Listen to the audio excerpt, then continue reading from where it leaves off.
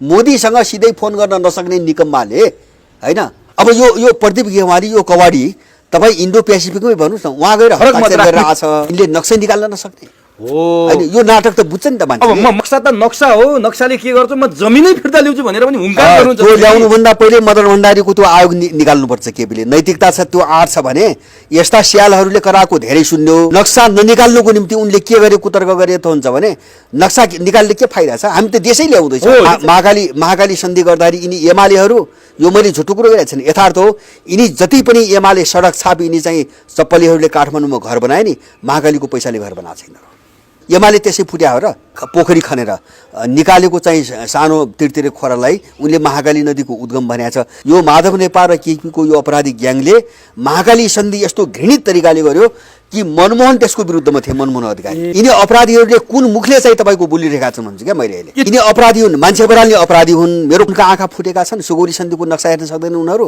उनको आँखाले के देख्छ भन्छ भने यिनको आँखाले ओम्नीको तस्करी देख्छ हैन यतिको तस्करी देख्छ खाते जिन्दगी भन्छ नि यिनी खाते हुन् यिनी खाते भन्दा माथि एक कौडीको स्तर छैन यिनीहरूको जुन मान्छेले महाकाली सन्धिमा उसले बनाएको काली नदीलाई नदी मानेर चाहिँ तपाईँको महाकाली सन्धि गर्छ जो अपराधी उसको काखमा बसेर 17,000 नेपाली मार्छ त्यो मान्छेबाट देशभक्तिको भूमिका हुन्छ भन्ने कुरो म कसरी पत्याउँ मदन भण्डारी मारेपछि त यिन त छाडा भइगयो नि त नेपालमा कोरोनाले उग्र रूप लियोस् अब इन्डियाबाट मान्छे पठाउने कारणै त्यही हो मैना भट्काउने फैलाउने त्यसपछि त्यो बहानामा चाहिँ सेना भित्र्याउने 13 वर्षदेखि बाटो खन्दैछ इन्डियाले अहिलेसम्म मौन भएर बसेको छ थाहा लिपुले गरेको त्यो उनीहरूको बेमानी हो यसमा हामीले यसमा भ्रम पाल्न आवश्यक छैन पश्चिमाहरूको मूल शत्रु भनेको चाहिँ चीन भयो त्यो कोरोनाको जो रफ्तार त नेपालमा पसेकै छैन यो नपसेको हो पी ओलीलाई अध्यादेश मार्फत कु गराएर उता आफ्नो पार्टी फोड्ने तयारीमा छ बाहिर देखाउने मात्रै मधेसी हो आफ्नो पार्टी फोड्ने अनि एकदम कङ्क्रिट सिआइए देउबासँग छलफल भएको छ देउबासँगको सहमतिमा अध्यादेश ल्याएको हामी आउँछौँ यिनको ताकत छैन यसलाई रोक्ने यिनको ताकत छैन मैले नेपालको सङ्कटै यो बाहिरको रणनीतिमा आधारित सङ्कट हो यिनी सचेत ढङ्गले चाहिँ देश मार्न हिँडा हो कि होइन यिनीहरू यिनी त खाते हुन् यिनीहरू हैन सडक छाप खाते हुन् यिनीहरू हैन आफ्नो देशको त्यत्रो भूभाग लुट्या छ र यहाँ पुलिसहरू बारम्बार घुस्छन् नि तपाईको 4-5 जना इन्डियन ढालिदिनुस् त्यसपछि इन्डियनका आन्सर हामीले पनि बुझेका छौँ लकडाउन लागिराखे यहाँको सेनाले अमेरिकनबाट प्रशिक्षण ल्याएको छ गोप्य रूपमा त्यो जनता भड्कियो भने यो सेना रहँदैन यो सेनालाई यिनीहरूले 5 मिनेटमा विघटन गर्छन् विदेशी एजेन्डामा यसको रक्षाको निम्ति नजानी भएपछि सेना कसको हो भने अब बहस गर्ने कि नगर्ने सेना कसको निम्ति के को निम्ति राख्या हो अब त शङ्का के हुन थाल्यो भन्छ भने तपाईँ हामीलाई मार्नको निम्ति राखिएको हो कि अब चिनिया राजदूतलाई चाहिँ बोलाएको केपी ओली हो यिनको सङ्कटको विषयमा चिनिया राष्ट्रपति प्रवेशै गरेनन् भाइचारा सम्बन्ध त यिनलाई अल्झाउने कुरो न हो यिनी सडक छाप किन त्यस्तैलाई मन्त्री बनाएको हुन्छ यहाँ हार्दिक स्वागत छ हजुर धन्यवाद लामो बन्दाबन्दीपछि आज भेट्ने अवसर पाइयो आम दर्शकले आम जनताले भरत दाहालका आवाजहरू बुलन्द आवाजहरू सुन्ने धेरै चाहिँ मसँग अनुरोध गर्नुभयो तर आज त्यो वातावरण मिल्यो यसको लागि तपाईँलाई हार्दिक धन्यवाद छ हजुर धन्यवाद अब सीमा अतिक्रमण भएको छ सीमा मिचिएको छ नेपाली भूभागमा भारतले बाटो बनाएको छ यो छताछुल्लो छ सबैलाई थाहा नै छ तपाईँसँग यो विषयमा मैले 1-2 एपिसोड अगाडि पनि कुरा गरेको छु तर अहिले जुन समस्या देखेको छ यो पुरानो समस्या नयाँ समस्या होइन पुरानै समस्या हो यो बेला यो कोरोनाको कहरको बेला भारतले यसरी बाटो सडक सार्वजनिक गर्नु भिडियो कन्फरेन्स मार्फत 2008 देखि निर्माण हुनु नेपाल सरकार चाहिँ बेखबर भएर बस्नु यसको कारण रहस्य चाहिँ के छ होइन यसमा त्यति ठुलो रहस्य जस्तो नेपालको राजनीति यो सत्ता राजनीति त्यसपछि वरिपरिका छिमेकीहरू विशेष गरी इन्डियनहरू यिनी सबैलाई राम्रोसँग बुझेको अध्ययन गरेको मान्छेले अब यसलाई कुनै रहस्यको रूपमा बुझ्दैन जस्तो मलाई कुनै रहस्य लाग्दैन एउटा तपाईँले भने जस्तो उनीहरूले एउटा मौका छोप्छन् जस्तो नाकाबन्दीको निम्ति उनले भूकम्पको मौका छोपे हैन भूकम्पको मौका छोपे अब त्योभन्दा अगाडि पनि इन्डियनहरूले त्यस्तै एउटा परिस्थिति जो अप्ठ्यारो परिस्थिति हुन्छ नि त्यस्तै छोपे जस्तो अहिले कोरोनाको बेला चाहिँ अब अहिले उद्घाटन गरे र त्यति मात्रै होइन तपाईँको जस्तो यो चाहिँ अब त्यो बाटोमा चाहिँ तपाईँको 13 वर्षदेखि उनीहरूले बाटो बनाउँदै आएको र त्योभन्दा अगाडि नै उनीहरूले चाहिँ त्यहाँ बाटो बनाउने भन्ने निर्णय गरेको सबै कुरो सबैलाई जानकारी छ र उनले बाटो बनाउन सुरु गरेको र अब त्यहाँबाट बाटो चीनसम्म मानसरोवर जाने बाटो बनाउनुपर्छ भने निर्णय गरेको कहिले हो त भन्छ भने जुन बेला माओवादी र संसदवादीहरू तपाईँको जुटाइँदै थिए, इन्डियनहरूबाट जुटाइदिए थिए दिल्लीमा जो 12 बुद्धे हो, अब उनीहरूलाई एउटा अक्करमा पारिकन, जस्तो माओवादीलाई पनि उनले प्रयोग गरिरहेथे, संसदवादीलाई पनि उनले प्रयोग गरिरहेथे, अब उनीहरूलाई चाहिँ सत्तामा तिमीहरूलाई लगिदिन्छौ भनेर उनले दिल्लीमा जुटाइरहेथे। अब त्यो लालचले गर्दाखेरि अब उनीहरूले जे गर्छन् वा प्रस्ताव राख्छन् त्यसप्रति उनीहरूको विरोध रहने कुरा भएन। जस्तो म तपाईँलाई एउटा स्मरण गराउँ, 12 बुद्धे समझदारीपछि जस्तो अहिले बाहिर आयो, यो धेरै अगाडि थाहा थिएन, अब त्यही बेला नै तपाईँको इन्डियामा चाहिँ तपाईँको त्यो बाटो बनाउने भन्ने निर्णय भएको रहेछ हैन। यो नेपाली मिति अनुसार 2062, अङ्ग्रेजी मितिमा 2005 मा भारतको मन्त्री परिषदले गरेर ल्यायो। हो 12 बुद्धे र मन्त्री परिषदको निर्णय सँगै छ, किन अब यिनलाई त्यहाँ जुटाइदिरहेछ, हामी तिमीलाई सत्तामा फर्काइदिन्छौ भनेर अब यिनले विरोध गर्ने कुरा भएन, उनले त्यो मौका पारिकन निर्णय गरे। भन्नुको मतलब यसरी बोल्नु पर्यो, तिमीहरूलाई म मिलाइदिने हो भने मलाई त्यो चिज चाहिन्छ भनेर उले बार्गेनिङ गरेको थियो। हो, त्यो यिनीहरूलाई सत्तामा पुर्याइदिने, इन्डियनहरूले त्यहाँ बार्गेनिङ गर्ने। त्यसकारणले गर्दाखेरि इन्डियनहरूले यो ढङ्गले अगाडि बढिरहेछन् भने यिनलाई पहिलेदेखि थाहा छ। जस्तो एउटा यो लिपुरेको कुरो अहिले आयो। दोस्रो कुरा चाहिँ तपाईँको जस्तो 63 सालपछि एउटा चाहिँ हामीले ध्यान दिनुपर्ने कुरा के छ भन्छ भने, अब माओवादी युद्धको चाहिँ तपाईँको माओवादी युद्धले सम्बोधन गरेका चाहिँ समस्याहरू समाधान गर्ने भने 12 बुद्धे समझदारी भएको छ।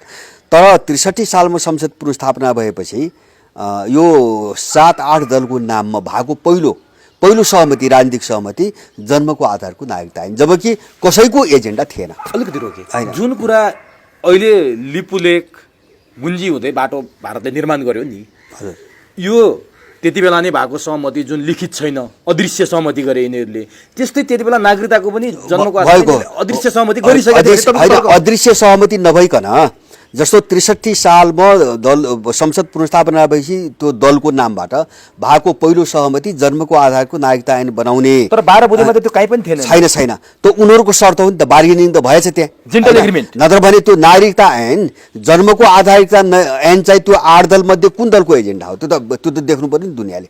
न यिनका कुनै चाहिँ पार्टी दस्तावेजमा त्यो कुरा छ, न त्यो आन्दोलनको बेला यो मुद्दा चाहिँ उठेको छ, न सडकमा कसैले मागेको छ। भनेपछि जन्मको आधारको नागरिकता ऐन त त्यो 12 बुद्धे गराइदिए बापत इन्डियनलाई दिएको तपाईँको उपहार बक्सिस हो हैन। त्यसको आधारमा 35-40 लाख इन्डियनलाई नागरिकता दिए यिनीहरूले भने। अब यो लिपुलेक पनि त्यही हो, मैले बुझेको लिपुलेक पनि त्यही हो। यसरी बुझ्दा हुन्छ दाल सर, जस्तो नेपालको हरेक परिवर्तनमा भारतले हस्तक्षेप गरेको छ, चाहे त्यो 46 सालको परिवर्तन होस्, चाहे 7 सालको परिवर्तन होस्, चाहे त्यो 36 सालको जनमत सङ्ग्रह नै किन नहोस्, 62-63 प्रत्येक पटक उसले केही न केही ल्याइरहेको छ। त्यही अन्तर्गत 62-63 सालको परिवर्तन र त्यो 12 बुद्धे सम्झौता गराए बापत उसले तपाईँले भने जस्तो जन्मको आधारमा नागरिकता र लिपुलेक लियो, साँचो कुरो लियो। अब लिपुलेक लियो है, यिनलाई थाहा छ र मानसिक रूपमा यिनले दिएको हो। अब होइन त्यो मात्र होइन, पहिले नै फैसकेको छ। जस्तो त्यो बेला त्यो यिनलाई 12 बुद्धेमा जुटाइकन त्योभन्दा अगाडि सम्भावना के थियो भन्छ भने, जस्तो माओवादी त बाहिर त एउटा विरोधी पङ्क्तिको रूपमा देखिरहेको थियो नि त, बाहिर हेर्दाखेरि विरोधी पङ्क्ति, त्यसको पङ्क्ति त त्यो ढङ्गले प्रशिक्षित थियो। केही मान्छे उनले चाहिँ किनेको भए पनि पार्टी पङ्क्ति त त्यसको विरुद्धमा प्रशिक्षित थियो। तर माओवादीलाई हात लिइसकेपछि कार्यान्वयन गर्न सजिलो भयो। तर यसको पृष्ठभूमि बनेको महाकाली सन्धिमा हैन। महाकाली सन्धिमा जस्तो लिपुलेकलाई यिनीहरूले चाहिँ लिम्पियाधुरालाई यिनले महाकाली सन्धिमै बुझाइसकेका छन्। जस्तो अहिले शेरबहादुरको मैले कुरो सुन्दैछु बाहिर सडकमा, माधव नेपालको सुन्दैछु, केपी ओलीको सुन्दैछु, अथवा चाहिँ तपाईँको पशुपति शमशेरको कुरो। महाकाली सन्धिमा इन्डियाले बनाएको नक्कली काली नदीलाई, जो लिम्पियाधुराबाट आएको नदीलाई नमानिकन यिनले लिपुलेकबाट झर्ने एउटा चाहिँ कृत्रिम खोला जो बनाए नि, 30 किलोमिटर यतै छ भन्ने सुनिन्छ। हो 30 लिम्पियाधुरा कट्यो हैन, अब धेरै पर भयो। त्यो भन्दा 30 किलोमिटर ओर त्यो लिपुलेकबाट, लिपुलेकमा एउटा चाहिँ तपाईँको पोखरी खनेर निकालेको चाहिँ सानो तिरतिरे खोरालाई उनले महाकाली नदीको उद्गम भनेको छ। त्यसलाई मानिकन यिनले महाकाली सन्धि गरेको हो। भनेपछि यिनीहरूले उति बेलै गुमाइसके लिम्पियाधुरा हो, त्यहाँ बुझाएको छ, महाकाली सन्धिमा बुझाएको छ हैन। अब यो महाकाली यो घटना तपाईँ हेर्दै जानुभयो भने यिनी अपराधीहरूको चरित्र। अब महाकाली सन्धिमा त्यो काम यिनले कस्तो बेला गरे, जब यिनले मदन भण्डारी जीवराजलाई मारे हैन। एमालेलाई त यिनले त्यहाँ नै क्याप्चर गरे। मदन भण्डारी जीवलाई मारेर चाहिँ तपाईँको ठ्याक्कै काङ्ग्रेससँग चाहिँ एमाले खापे होइन। त्यस्तै घटना यो लिपुलेक अहिले चाहिँ उद्घाटनमा कहाँ दौड्यो त भन्छ भने माओवादी र संसदवादीलाई ठ्याक्कै जुटाए अनि चाहिँ तपाईँको त्यहाँ बाटो खन्न सुरु गरे। भनेपछि पटक पटक राष्ट्रवादीहरूमाथि यिनीहरूले गला रेट्ने काम गरेका छन्। गला रेटिया छन्। भन्नुभन्दा मदन भण्डारी यदि जीवित भएको भए, जीवराज आश्रित जीवित भएको भए महाकाली सन्धि हुने थिएन। असम्भव होइन। त्यो गिरिजाको टनकपुर विरुद्धमा त्यत्रो चाहिँ लडाइँ भयो मदन भण्डारीको नेतृत्वमा होइन। त्यो बेला एमाले गरेको त्यही टनकपुर सम्झौताको वृहत रूप त महाकाली सन्धि हो। त्यही मदन भण्डारीको चाहिने विचारलाई बोकेर मार्गदर्शक सिद्धान्त भनेर हिँड्ने अहिलेको तत्कालीन एमाले, अहिलेको नेकपा, अझै पनि त्यसमाथि अहिलेको प्रधानमन्त्री अध्यक्ष केपी ओली आज मदन भण्डारीको पथ प्रदर्शक सिद्धान्त भन्दा किन पर गएर चाहिँ नि यस्तो काममा संलग्न हुनुभयो? माधव नेपाल किन संलग्न हुनुभयो? यो त जनताले सोध्ने प्रश्न होला नि त भरतदालजी। होइन यस्तो अब पथ प्रदर्शक सिद्धान्त यस्तो हुनुहुन्छ, यो बाहिरको शक्तिहरूको चाहिँ मतियार बनेर अब चाहिँ आफ्नै पार्टीका नेता मार्ने, त्यसको मतियार बन्ने, अनि अब देशमा यता दुर्घटनाहरूको चाहिँ तपाईँको चाहिँ एउटा बाघ बनेर काम गर्ने मान्छेहरू अब पथ प्रदर्शक सिद्धान्त किन मानेनन् भन्ने कुरो चाहिँ तपाईँको यो प्रश्नै होइन जस्तो लाग्यो। किन उनीहरूको त्यो पथ प्रदर्शक सिद्धान्तै होइन होइन, त्यो त बाहिर देखाउने कुरो न हो। जस्तो अहिले यिनीहरूले कम्युनिस्ट पार्टीको साइनबोर्ड राखेर चाहिँ तपाईँको बिजनेस व्यापार गरिरहेछन् नि, त यिनी त कम्युनिस्ट त होइनन्, त्यो व्यापार गरेकै भनेर कम्युनिस्ट त होइनन्। त्यस कारणले अब विदेशीहरूले आफ्ना मान्छेहरू जो ठाउँ ठाउँ चाहिँ तैनात गरेको हुन्छ नि, अब उनीहरू मार्फत जो काम गराउँदै आछन्, अब सबै उनीहरू मार्फतै काम गराउँदै आछन्। भनेपछि यिनीहरू नेकपा, कम्युनिस्ट पार्टी अथवा मदन भण्डारीको पथ प्रदर्शक भन्दा नि विदेशीले सेटिङ गरेका मान्छेहरू हुन् भने तपाईँको तर्फ? एकदम विदेशीले सेटिङ गरेका मान्छे हुन् हो। अब कोही मान्छे सुरुमै सेटिङ गरे होलान्, कसैलाई पछि किने होलान्, कसैलाई परिबन्धमा पारे होलान्, त्यो प्रक्रियाको कुरा छुट्टै कुरा हो। तर यिनीहरू सबै विदेशीले सेटिङ गरेका मान्छेहरू हुन् र यिनी सबै विदेशीले प्रयोग गर्ने भाडाका चाहिँ तपाईँको सिपाहीहरू हुन्। नत्र भने मैले भने नि, तपाईँ अनुमान गर्नुहोस्, महाकाली सन्धिमा लिपुलेकको चाहिँ खोलालाई काली नदी मानेर चाहिँ सम्झौता सन्धि गरेको छ। अनि चाहिँ तपाईँको के अरे 12 बुँदे समझदारीको लगत्तै चाहिँ लिपुलेकमा त्यहाँ बाटो बनाउने भनेर इन्डियनले निर्णय गरेको छ, अहिले उद्घाटन गर्यो। अब बिचमा त्यो त्यहाँ कालापानी लिप्याधुराको वर्षौँदेखि यत्रो लडाइँ भइरहेछ। अस्ति भर्खरै केही समय अगाडि हामी नक्सा जारी गर्छौँ, तुरन्त फिर्ता ल्याउँछौँ भनेर यिनले भनेको होइन। तर यो के हो भन्छ भने एउटा राजनीतिक गेम अन्तर्गत मान्छेलाई बराल्नको निम्ति चाहिँ यिनले मुद्दा आफै पनि उठाउँछन्। जस्तो म एउटा भन्छु, म एउटा तपाईँको कुरा भन्छु, जस्तो यहाँको मिडियाहरूको भूमिकालाई लिएर यहाँका जो ठुला मिडिया भन्छ नि, यिनलाई लिपुलेकमा बाटो बन्दैछ भने पहिले थाहा थिएन? थाहा त थियो नि त यिनीहरूलाई। अनि के पत्रकारिता गर्ने थाहा त थियो नि त, यहाँको अनुसन्धानलाई थाहा थिएन। अब अनुसन्धान भन्नुभयो मिडियालाई थाहा थिएन। तर अहिले उद्घाटन भइसकेपछि तपाईँको ठ्याक्कै त्यसलाई चाहिँ यसरी बाहिर ल्याएर उछाल्ने कारण के? तर 4-5 महिना अगाडि कान्तिपुरले चाहिँ प्रकाशन गरेको कटिङहरू सार्वजनिक गरिरहेछ, त्यहाँ बाटो बन्दैछ भनेर कुरा उठाउँदा, प्रधानमन्त्रीसँगै कुरा गर्दा प्रधानमन्त्रीले के बाटोको कुरा गर्नुहुन्छ, के नक्साको कुरा गर्नुहुन्छ, म जमिनै फिर्ता ल्याउने तयारीमा छु भनेर अभिव्यक्ति दिएका कुराहरू पनि सार्वजनिक भइरहेछ। यो चाहिँ के हो? केही पत्रकारले उठाए, केही मिडियाले उठाए। 4 महिना अगाडिको कुरा हो, 4 महिना अगाडिको कुरा। अब यिनीहरूको जस्तो चाहिँ तपाईँको केपीहरू प्रयोग कहाँ भइरहेछन्, जस्तो मैले केपीलाई भन्छ भने यो देशभक्तिको सवालमा किन त्यो कुरो उठाइदिएपछि नेपाली जनताको चाहिँ तपाईँको सेन्टिमेन्ट पनि बढाउनु पाइयो होइन। यिनले राष्ट्रियताको कुरा उठाए भनेर चाहिँ राजनीति गर्न पनि पाइयो। तर भित्र के हुन्छ यिनीहरूको भन्छ भने, जस्तो केपी ओलीले त्यो बेला भने नि नक्सा जारी हुँदैछ भने, नक्सा बन्दैछ भने, अब यो तुरुन्तै फिर्ता हुन्छ भन्दै थियो, हामी सेना तैनात गर्छौँ भने। अनि एकचोटि त्यो चाहिँ रक्षा मन्त्री चाहिँ नाटक देखायो होइन, गएर चाहिँ नाटक प्रदर्शन गर्यो।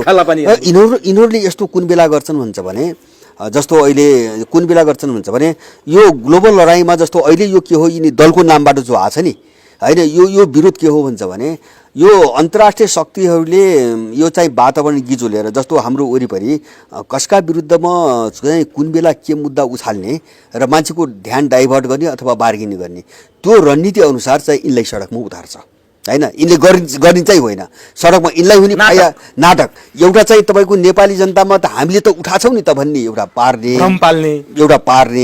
होइन। अनि भित्र खेल के हुन्छ त भन्छ भने, जस्तो अघिल्लो पटक चाहिँ जो सबै दलको सर्वसम्मति बालुवाटारमा लिपुलेक लिम्पियाधुरा हाम्रो हो भन्ने सर्वसम्मति भयो नि, डाइरेक्ट मोदीसँग कुरा गर्छु भनेर सर्वसम्मति भयो होइन। तर त्यो काम त अगाडि बढेन होइन।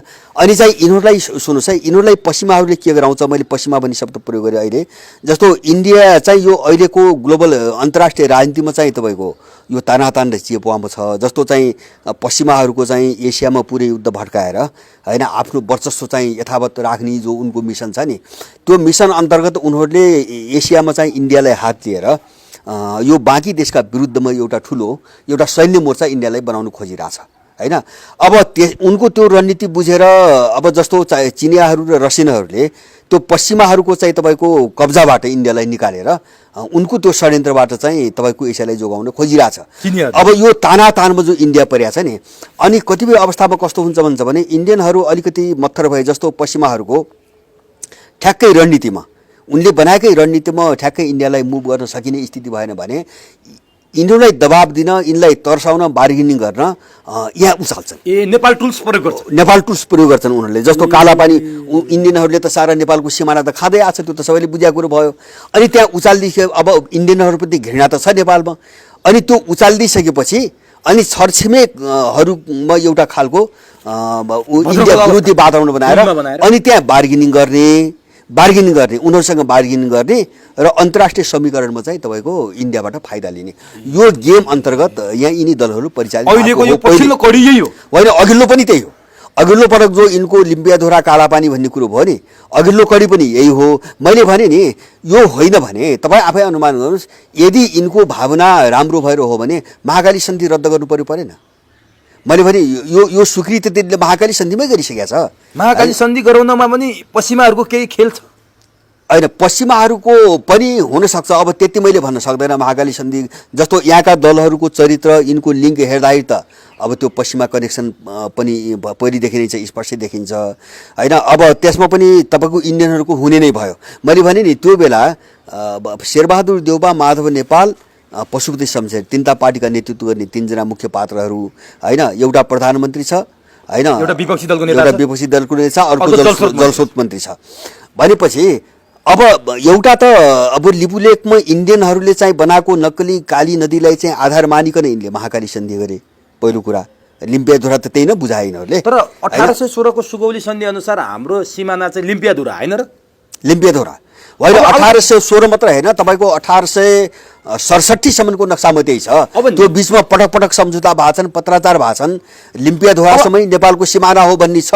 र अर्को 2018 सालमा 17 सालमा ड्राफ्ट भएर बिपीको पालामा ड्राफ्ट भएर चाहिँ 18 सालमा महेन्द्रको पालामा चाहिँ चीनसँग भएको सम्झौतामा पनि त्यो कुरो स्पष्ट छ। यो कहिलेदेखि चाहिँ हाम्रो गुम्यो भने महाकाली सन्धि भन्दा अगाडि गुमिया थिएन लिम्पियाधुरा? गुमिया थिएन, अतिक्रमण गरेको थियो। जस्तो तपाईँ इन्डियन फौज कहाँ आयो भन्छ भने लिपु भन्ज्याङमा 9 सालमै आएको हो।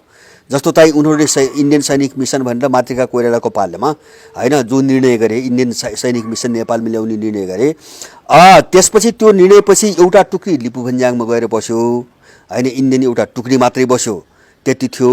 अनि त्यसपछि बिचमा तपाईँको सायद मलाई लाग्छ 2016 सालमा उत्तर प्रदेशको एउटा सैन्य टुक्री गएर अर्को ठाउँमा बस्यो। 16 सालमा बिपीकै पालामा गएको छ है त्यहाँ। हजुर। तर एउटा सानो सैन्य टुक्री हो होइन, गएर बस्यो। अनि त्यो 18 सालमा व्यापक रूपमा बसेको कहाँ हो भन्छ भने जस्तो चीनसँगको युद्धमा जो इन्डियनहरू भागे नि, भागिसकेपछि यिनीहरू कालापानीमा त्यही बेला राजा महेन्द्रसँग यिनीहरूको अर्को एक खाले सम्झौता भयो। यदि तिमीले चाहिँ हामीलाई यहाँ बस्न दिने हो भने तिमीले बिपी कोइरालालाई अपदस्थ गरेको हामीलाई स्वीकार्य छ, हामीले त्यसमा कुनै विरोध जनाउन, कुनै आपत्ति जनाउन तिमीलाई समर्थन हुन्छ भन्दाखेरि राजा महेन्द्रले त्यो गुमाए भनेर पनि कतिपयले तर्क गर्छन्। यो के हो? होइन, यस्तो कुकतिपयको कुतर्क जस्तो तपाईँको राजा महेन्द्रले बुझाए अब गुमाए दिए भन्ने छ। यिनी सब हास्यास्पद र यिनी चाहिँ आफ्ना अपराधलाई ढाकछोप गर्ने कुराहरू हुन्। तर एउटा यथार्थ के हो भन्छ भने पञ्चायत कालभरि चाहिँ यो मामिलामा मौनता त देखिएको हो नि त। त्यसको रहस्य के हो? होइन, सत्य हो, मैले बुझेको सत्य हो। जस्तो काङ्ग्रेसले शस्त्र सङ्घर्ष गरिरहेको थियो होइन, आउनु त भन्नुहोस् न, तपाईँ भन्नुहोस् न, मातृका पालामा पनि आयो, बिपीका पालामा पनि उत्तर प्रदेशको चाहिँ सैन्य टुक्री आयो, अब महेन्द्रको पालामा पनि कालापानीमा आयो, आउनु त सबैको पालामा आयो नि। त उनीहरूले के गरे भन्छ भने एकका विरुद्धमा अर्कोलाई लडाउँदै र आश्वासन दिँदै त्यहाँ टेक्ने बाटो उनीहरूले बनाए होइन। त्यो सहानुभूति होइन, महेन्द्रले अरू सम्झौता केही पनि गरे होइन, कसैसँग केही प्रमाण छैन। तर इन्डियन सेना बसिसकेपछि ननिकालेको त हो नि, ननिकालेको त हो। त्यस कारणले त्यो मौन समर्थन भनेर बुझ्यो मौन समर्थन अथवा मौन बाध्यता जेसुकै भन्नुहोस् त्यो त गल्ती त हो नि त्यो त गल्ती त हो जस्तो नेपालको नक्सा वास्तविक नक्सा तर यिनी हजारौं गल्ती गरेकाहरूले महेन्द्रको एउटा गल्तीमाथि बारम्बार अमला होइन उनी मौन रहे होला त्यही बेला काङ्ग्रेसलाई एकातिर चाहिँ त्यही इन्डियाले प्रयोग गरिकन सशस्त्र सङ्घर्ष गराइरहेको थियो होइन अब त्यहाँ बार्गेनिङ गर्यो जस्तो माओवादीले गर्यो नि त्यो बेला पनि त्यस्तै गर्यो होइन माओवादीलाई चाहिँ आफ्नो घरमा पालेर तालिम र पैसा हतियार दिएर अनि यहाँ चाहिँ सारा चाहिँ संसदवादीसँग चाहिँ के अरे बार्गेनिङ गर्नेदेखि लिएर दरबार हत्याकाण्ड गराउने सबै काण्ड गराए नि यिनीहरूले त्यो बेला पनि चाहिँ जस्तो काङ्ग्रेसलाई हातमा लिकन महेन्द्रसँग पनि बार्गेनिङ गरे होइन महेन्द्रलाई अलिकति सहयोग गरे जस्तो गरेर काङ्ग्रेसलाई पनि तपाईँको सबै डबल हो त्यो अन्तर्गत चाहिँ यिनी सबै चाहिँ कुनै न कुनै रूपमा त्यो केसमा चाहिँ फसेका हुन् तर चाहिँ त्यहाँ इन्डियन सेनाहरूको उपस्थिति गराउने चाहिँ पहिलो व्यक्ति चाहिँ माथिका कुरा हो 9 सालमा अब नि होइन अब मलाई यहाँ जान्न मन लाग्यो कुरा जस्तो तपाईँले भनेअनुसार यिनीहरूले 62-63 को आन्दोलनको बेला नै लिपुले गुमाइसकेका थिए महाकाली सन्धिको बेला लिम्पियाधुरा गुमाइसकेका थिए यो सबै ठिक छ नि तर यिनै गुमाकाहरू किन त्यो चाहिँ सीमामा गएर यिनका विद्यार्थीले चाहिँ मार्च पास गर्न लगाएर झन्डा गाड्न लाउँछन् काठमाडौँमा सडकमा आन्दोलन गर्न लाउँछन् भारतीय दूतावास घेर्न लाउँछन् अनि आफूले भित्रभित्रै सबै कुरा बुझाइसक्ने तपाईँले भनेअनुसार छर्लङ्ग पारिदिनु भएको छ नि त तर बाहिर यो नौटङ्की नाटक आन्दोलन राष्ट्रवाद राष्ट्रघात किन यिनीहरू यसरी उठाउँछन् भरतजी होइन एउटा कुरा त यस्तो हो एउटा त जस्तो उनको पङ्क्तिमा पनि जस्तो त्यहाँ पार्टीका नेताहरू कसरी अपराध गर्दै आछन् कसरी बिका छन् अब त्यो थाहा नहुने मान्छेलाई अथवा चाहिँ थाहा भए पनि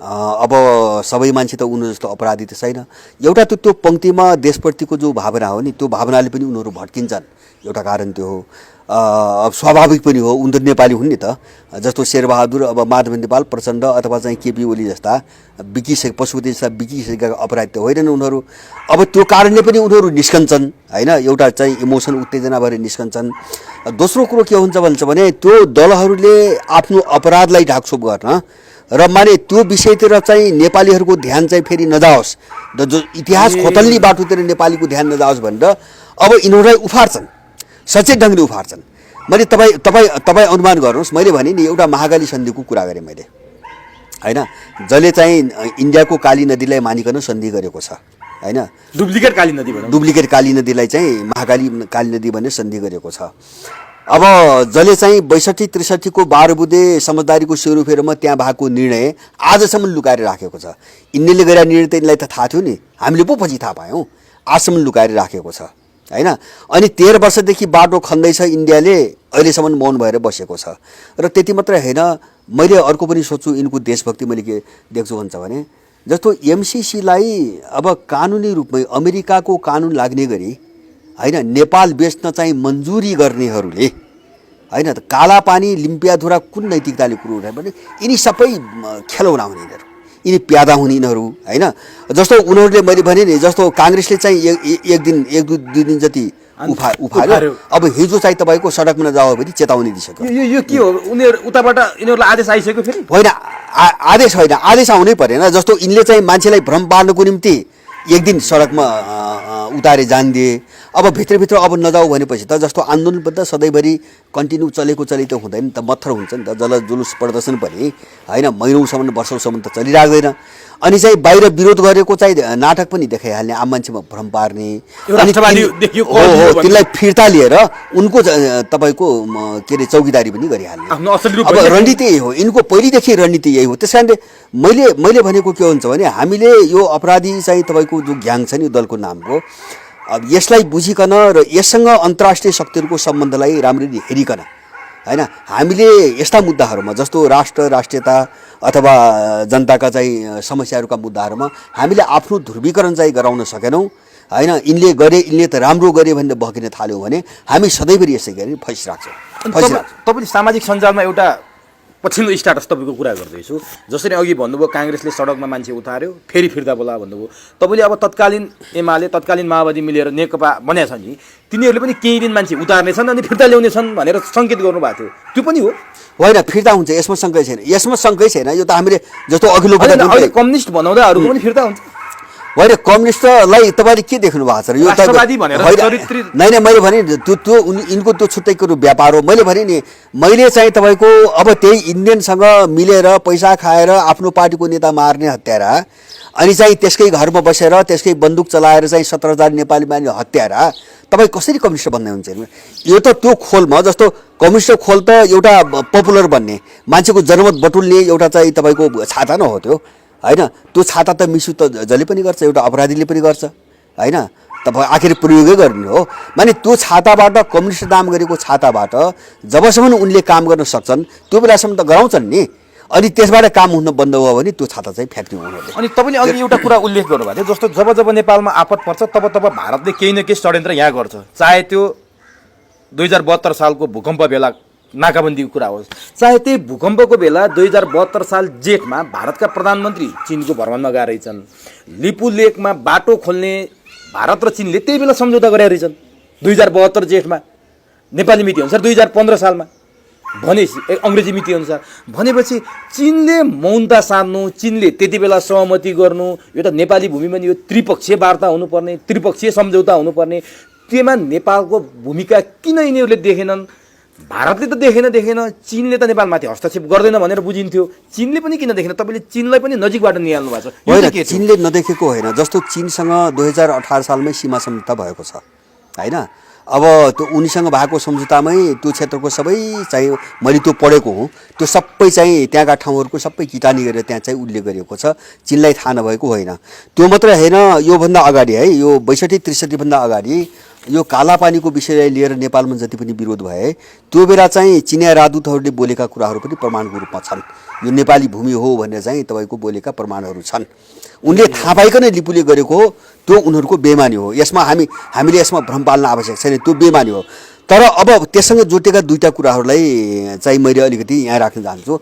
एउटा मैले सुनेको अब कति आधिकारिक हो भन्न सक्दैन तर मैले एउटा आधिकारिक मान्छेबाट उनीहरूकै सूत्रबाट मैले चाहिँ बुझेको लिपुलेख सम्झौता गर्दाखेरि तपाईँहरूसँग कुनै आपत्ति गर्न सकिने अथवा चाहिँ अब त्यस्ता तथ्य प्रमाण कागजातहरू छन् भने हामी दिनुहोस् इन्डियासँग यस्तो कुराकानी भइरहेछ भनेर यिनीहरूसँग चिनियाले भनेका रहेछन् यिनले केही पनि दिएनन् तर त्यो औपचारिकता मात्रै पनि हुन सक्छ नि औपचारिकै हो त्यो त मैले भने नि तर उनले भनेका रहेछन् होइन किन भोलि नेपालीहरूले अब्जेक्सन गर्लान् भनेर उनीहरूले भने होलान् तर थाहा त छ चिनियाहरूलाई त्यो भूभाग नेपालको पनि त थाहा छ नि होइन थाहा छ यिनीहरूले चाहिँ कुनै प्रमाण दिएनन् किन यिनले प्रमाण दिएनन् भन्दाखेरि यिनले त महाकाली सन्धिमै त्यो गुमाइसकेका छन् होइन यिनले त त्यो सन्धिमै त्यो यिनलाई त प्रमाण दिन त चाहिँ हैसियत त यिनको त रहेन नि बेचिसक्या हो यिनले चाहिँ दलीय स्वार्थको निम्ति बेचिसक्या हो त्यो नेपाल सरकारले हो कि दलहरूले बेचिसक्या हो अब त्यस कारणले यिनीहरूले कुनै प्रमाण हाम्रो छ भन्ने यिनले भनेनन् उनीहरूले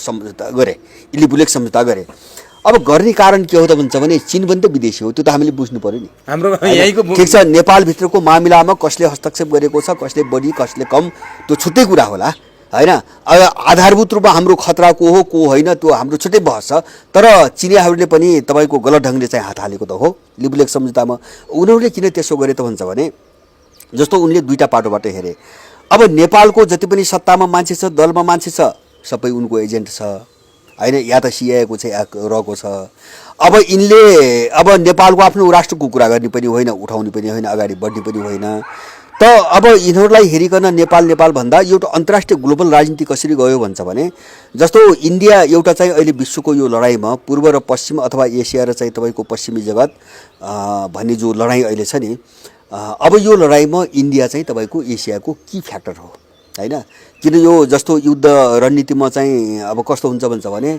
चारवटा कुराहरू नभएको देश एउटा फौजी रणनीतिक हिसाबले त्यति महत्त्व राख्दैन एउटा चाहिँ अत्यन्त ठुलो भूगोल होइन खेल्नको लागि ठाउँ चाहिन्छ होइन दोस्रो ठुलो अर्थतन्त्र ठेक्नको निम्ति त्यो पैसा चाहिन्छ तेस्रो चाहिँ ठुलो सैन्य सङ्ख्या लड्नको निम्ति त्यो चाहियो र चौथो चाहिँ ठुलो जनसङ्ख्या किन जनसङ्ख्या त आपूर्ति गर्ने स्रोत हो जनसङ्ख्या भएन भने त त्यो युद्धमा त आपूर्ति हुँदैन मानवीय आपूर्ति हुँदैन यो सबै चिज भएको चाहिँ देश इन्डिया त्यस कारणले इन्डियालाई हातमा लिएर अब पश्चिमाहरूको मूल शत्रु भनेको चाहिँ चिन भयो र त्यससँग जोडेको रसियनहरू भए त रसियन र चाइनिजहरूलाई परास्त गर्नको निम्ति होइन यिनलाई सिद्ध्याउनुको निम्ति अथवा चाहिँ उ गर्नुको निम्ति एसियालाई त अराजकतामा धकेल्नु पर्यो, युद्धमा धकेल्नु पर्यो। अब एसियालाई युद्धमा धकेल्नुको निम्ति इन्डियालाई हात नलिकन सम्भव छैन। उनको त्यो रणनीतिबाट जहिले पनि पश्चिमाहरूले होइन, जस्तो हामी भन्थ्यौँ नि पहिलेदेखि पश्चिमाहरूले इन्डियन चस्माबाट नेपाललाई हेर्छन् भन्थ्यौँ नि, त्यो के हो भन्छ भने इन्डियालाई तिमीहरू सबै हौ, तिमीहरू सर्वे सर्वा हौ भन्ने पारेर उनीहरूले इन्डियालाई आफ्नो उसमा लेखेर काम गरिरहेको फकाउने। जस्तो ट्रम्पले एसिया पेसिफिक क्षेत्रको सट्टा इन्डो पेसिफिक ल्यायो नि त, त्यो त इन्डियालाई फकाएको हो नि त। क्षेत्र त त्यही हो नि, एसिया पेसिफिक र इन्डो पेसिफिक भन्ने इलाका त त्यही हो। तर इन्डो पेसिफिक नाम चाहिँ अमेरिकाले सुरु किन गर्यो, यो चाहिँ 17देखि भनेपछि इन्डियालाई उचाल्नु पर्यो होइन। एसियाको की फ्याक्टर त होस् होइन, की नेता त होस्, किन चाइनिजलाई टेरिम उचालेन हो, उचाल्ने र अब त्यसलाई प्रयोग गरेर आफ्नो क्याम्प लैजाने एउटा उनको त्यो प्रयास। अर्कोतिर यो सबै बुझिकन यो रसियन र चाइनिजहरूले के गरिरहेछन् हुन्छ भने उनीहरूको त्यो सम्पर्क प्रभावबाट इन्डियालाई कटाउने अथवा कटाउन सकिएन भने पनि न्युट्रल राख्ने र उनको जो योजना छ नि एसियामा चाहिँ युद्ध भड्काउने, त्यसलाई असफल पार्ने, यो तानातानमा इन्डिया छ। यही तानातानमा सुन्नुहोस् है, यही तानातानमा त्यो चिनियाहरूले आफ्नो नजिक राख्ने नाममा इन्डियासँग सम्बन्ध सुधारेको अथवा चाहिँ इन्डियासँग राम्रो चाहिँ भावना विकास गर्दै गएको सन्देश दिनुको निम्ति गरेको त्यो काम हो त्यो लिपुले होइन। त्यो नबुझेर होइन। अनि नि चीनलाई चाहिँ स्वार्थ के छ त्यो लिपु लेकमा भारतसँग त्यो नाका जोड्ने, सडक खोल्ने होइन, अरू ठाउँबाट पनि छ नि, भइरहेछ नि। त्यही भूमि प्रयोग गर्दाखेरि जस्तै भारतले त तीर्थयात्राको लागि पर्यटन भित्राउने बाहिराउने व्यापार बिजनेस गर्ने भनिरहेको छ, चीनको चाहिँ के छ त्यहाँनिर? होइन, त्यो ठाउँबाट व्यापार बिजनेसको भ्यूबाट त्यो ठाउँबाट सहमति भएको होइन। एउटा चाहिँ मानव सरोवर हो, किन भन्छ भने मानव सरोवर जाने बाटो त्यो बाहेक अन्त छैन होइन। नेपालबाट होला अब घुमेर गइएला उ त्यो सिधा बाटो पर्यो, मानव सरोवर सिधा बाटो पर्यो होइन। एउटा धार्मिक हिसाबले तपाईँको महत्त्व भयो, अब इन्डियनहरू खुसी हुने भए। दोस्रो मैले भने नि तपाईँको के हुन्छ भने अब त्यो इन्डियनसँग लिपुलेक सम्झौता गरिसकेपछि त अब एउटा चाहिँ इन्डियनलाई के पर्ने भयो अथवा सन्देश जाने भयो भन्दा पनि छरछिमेकमा पनि यिनीहरूले हामीप्रति अलिकति नरम नीति राख्न थालेछन् भनेर इन्डियनहरू अलिकति शिथिल हुने भयो नि। जस्तो नेपालको भूभाग भएर तपाईँको इन्डियासँग सम्झौता गरिदिइसकेपछि त अब इन्डियनहरूले नेपाललाई जुन धारणाले हेर्दै आएको थियो नि, अब चिनियाहरूले पनि त्यही धारणा माने पश्चिमाहरूले भने जस्तो इन्डियन आँखाबाट नेपाललाई हेर्ने चिनियाहरू पनि त्यो बाटोमा गए भनेर उनी पनि खुसी हुने, सम्बन्ध अलिकति सुध्रिने र पश्चिमा कित्ताबाट अलिकति चाहिँ अब उसलाई चाहिँ अलग ल्याउन सकिने, बस योभन्दा बढी केही पनि होइन। यो एमसिसीसँग यो काहीँ कतै जोडिया छ यो होइन। एमसिसीसँग नै यिनी घटना त सबै जेरिन्छन्। जस्तो यो पश्चिमाहरूको अनि के हुन्छ भन्छ भने यो बेला मैले अघि सुरुमै भने नि, अब यो आफ्नो एजेन्टहरूलाई उचाल्छन् नि एन्टी इन्डियन। जब इन्डियनहरू अलिकति उनको ट्र्याकबाट बाहिर जान खोज्छ होइन, अथवा चाहिँ तपाईँको ठ्याक्कै अलिकति रसियन चाइनिजसँग अलिकति व्यापारिक अथवा कुनै चाहिँ सम्झौता सहमति अगाडि बढाउन खोज्छ, अथवा चाहिँ इन्डियाभित्रको सत्ता अलिकति आफ्नो प्रतिकूल हुन्छ, त्यो बेला के गर्छन् भन्छ भने यो छरछिमेकमा चाहिँ पश्चिमाहरूले केही घटनाहरू घटाउँछन् होइन, उचाल्छन्। जस्तो यस्ता मुद्दा उचाल्छन् होइन। मैले त्यो कोणबाट हामी सतर्क हुनुपर्ने मैले भन्न खोजेको त्यो होइन। जस्तो एउटा उदाहरणको निम्ति भन्नुहोस्, जस्तो दोकलाममा ठ्याक्कै पश्चिमाहरूले गराएको चाहिँ केस हो त्यो। तर अब चाहिँ चिनियाहरूसँग ठ्याक्कै अब भिडन्त हुन्छ भन्ने स्थितिमा पुगेपछि अनि पश्चिमाहरूको टोन फेरियो, अब यो चाहिँ तिमीहरूको मामिला हो, मिलाऊ, यो चाहिँ भड्किनु हुन्न भन्ने। किन पश्चिमाहरू त डरायो नि त, अब मुठभेड भयो भने त समस्या आउँछ भोलि। अनि त्यसपछि उनले चाहिँ खुट्टा छोडिदिइसकेपछि त्यो डरले इन्डियनहरू सल्लकै ब्याग भएर रोकेको चिज हो। यो काहीँ न काहीँ त्यो कनेक्सन हुन्छ। अनि जस्तो पुलावको घटना त्यही हो। जस्तो पाकिस्तान जस्तो 43जना चाहिँ तपाईँको के अरे इन्डियन पुलिस होइन पोरो जो मारिए नि, त्यो पाकिस्तानले चाहिँ पाकिस्तान र इन्डियालाई लडाउनुको निम्ति त्यो चाहिँ सिएले गरायो होइन। त्यहाँका मुस्लिम विद्रोहलाई सिआइले पाकिस्तानलाई पनि यो कुरो थाहा छैन। अनि त्यो घटनापछि लगत्तै हाम्रो चाहिँ तपाईँको पाकिस्तानको राष्ट्रपतिले हाम्रो संलग्नता छैन, हामी छानबिन गर्न तयार छौँ होइन, यो अत्यन्तै निन्दनीय घटना हो भनेर मोदीलाई फोन गरेर गरेपछि इन्डियाले अगाडि बढाउन सकेन। तर अब जनताको बिचमा एउटा लात त छोप्नु पर्यो। जस्तो बाहिर त नबुझ्ने मान्छेले पाकिस्तानबाट हमला भएको छ, उसको भूमिबाट हमला भएको छ, सेल्टर त त्यहाँ छ नि, तर पाकिस्तानलाई थाहा छैन गराएको छ सिआइएले। अनि के भयो भन्छ भने त्यो त मोदीले पनि बुझाएको छ नि। अब त्यो बुझ्दा बुझ्दै त न्यु खोज्न भएन। अनि त्यो सेफ ल्यान्डिङ मोदीले कसरी खोज्यो त भन्छ भने पाकिस्तानभित्र आक्रमण गरेको त देखाउनै पर्यो, नत्र इन्डियन राष्ट्रवादको मनोविज्ञान गिर्छ होइन।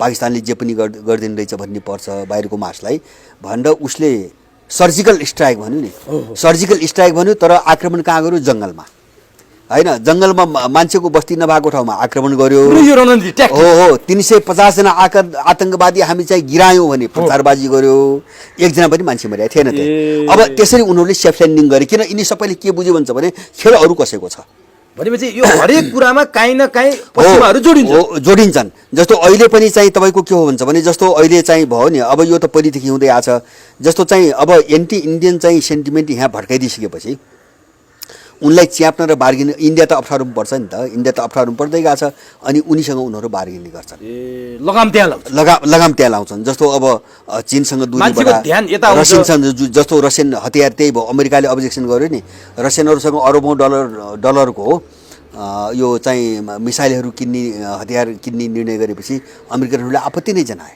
होइन यो सबै त्यहाँ सौदाबाजी हुन्छ डिल हुन्छ त्यसको निम्ति बिचबिचमा यिनले आफ्नो एजेन्टहरू प्रयोग गर्छन् होइन देख्दाखेरि बाहिर चाहिँ देशभक्ति हुन्छ होइन नबुझ्ने मान्छेहरूलाई देशभक्ति हुन्छ तर उनको मिसन अर्कै हुन्छ ल तपाईँ एकछिन मान्नुहोस् यदि यो देशभक्ति हो तपाईँ आफै कल्पना गर्नुहोस् सामान्य मान्छेले बुझ्छ अघिल्लो पटक चाहिँ बालुवाटारमा बसेर सर्वसम्मत निर्णय गरेको छ सबैले होइन संसदमा चाहिँ तपाईँको बोलेर पारित गरेको छ अनि यत्रो सारा देशभरिको चाहिँ तपाईँको पार्टीहरू एक ठिक्का भइकन अनि यो समाधान रोकेको कहाँ त रोकेको कहाँ त कसले रोक्यो होइन यिनीहरू चाहिँ तपाईँको विदेशीले चाहिँ जस्तो एक्सनमा जाने कुरा गर्दा होइन विदेशीको मिसनमा यिनीहरू चाहिँ रातारात चाहिँ एक्सनमा जान सक्ने जस्तो बारबुदेम भने यिनी विजातीय तत्त्व जिन्दगीभरि एकअर्कालाई चाहिँ काट्दै मार्दै आएका विदेशी एउटा हुइपमा गएर चाहिँ बारबुदेममा जुटेर तुरुन्तै एक्सनमा चाहिँ नेपाल विरुद्ध चाहिँ 3 सालपछि यिनी मुभ हुन सक्ने अनि सारा पार्टी एकजुट भएर संसदमा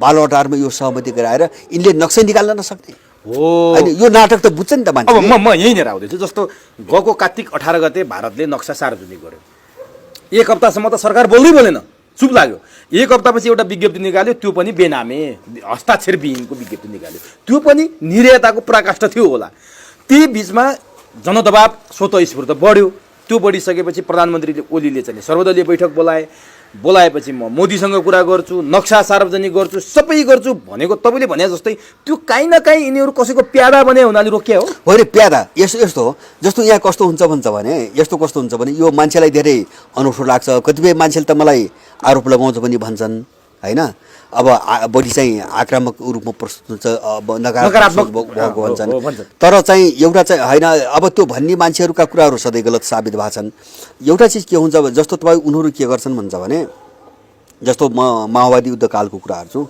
अब सुरुमा त जस्तो काङ्ग्रेस पनि हामीले चलाछौँ एमाले पनि हामीले चलाछौँ अब तिमीहरूलाई त अब उनकै घरमा बसेका थिए अब उनीहरूले एकचरण लडाउँछन् र पछाडि भन्छन् यो सबै हाम्रै हो अब चाहिँ मिल भन्छन् बारबुदेममा गरे नि जस्तो वीरेनलाई मारिसकेपछि साइड लगाएपछि त बारबुदेममा गरे होइन माने उनको एक खालको चाहिँ हाम्रो चाहिँ कवातमा के हुन्छ भने तिमीहरू चाहिँ बिछोडिएका बिचमा बिछोडिएका होइन तिमीहरू एउटै बाबुआमाका सन्तान हौ भन्छ क्या उनीहरू उनको परिचय खुल्छ त्यसपछि यिनीहरू मिल्छन् होइन अनि उनले कतिखेर चाहिँ आक्रामक बनाउने र कतिखेर चाहिँ फिर्ता लिने भन्ने काम त उनीहरूको हो होइन जस्तो अब यो महाकालीमा पनि यही भइरहेछ होइन जस्तो उनीहरूले अब के मिसनको निम्ति अब यो उचाले अहिले उफाइरहेछन् भनौँ देखिन्छ होइन केही दिनमा देखिँदै आएको हो किन केही दिनमा देखिन्छ जस्तो यहाँको एउटा मन्त्री छिन् नि उनी के अरे त्यो बगबग गर्ने एउटा छ नि पद्मा अर्याल उहाँले त भनिसक्नुभयो लिपुले कालापानी लिम्पियाधुरा त कहिले पनि नक्सामा थिएन भनेर हिजो बोलिसक्नुभयो के भन्नुहुन्छ हो यिनी सडक छाप मान्छेको यस्तै हो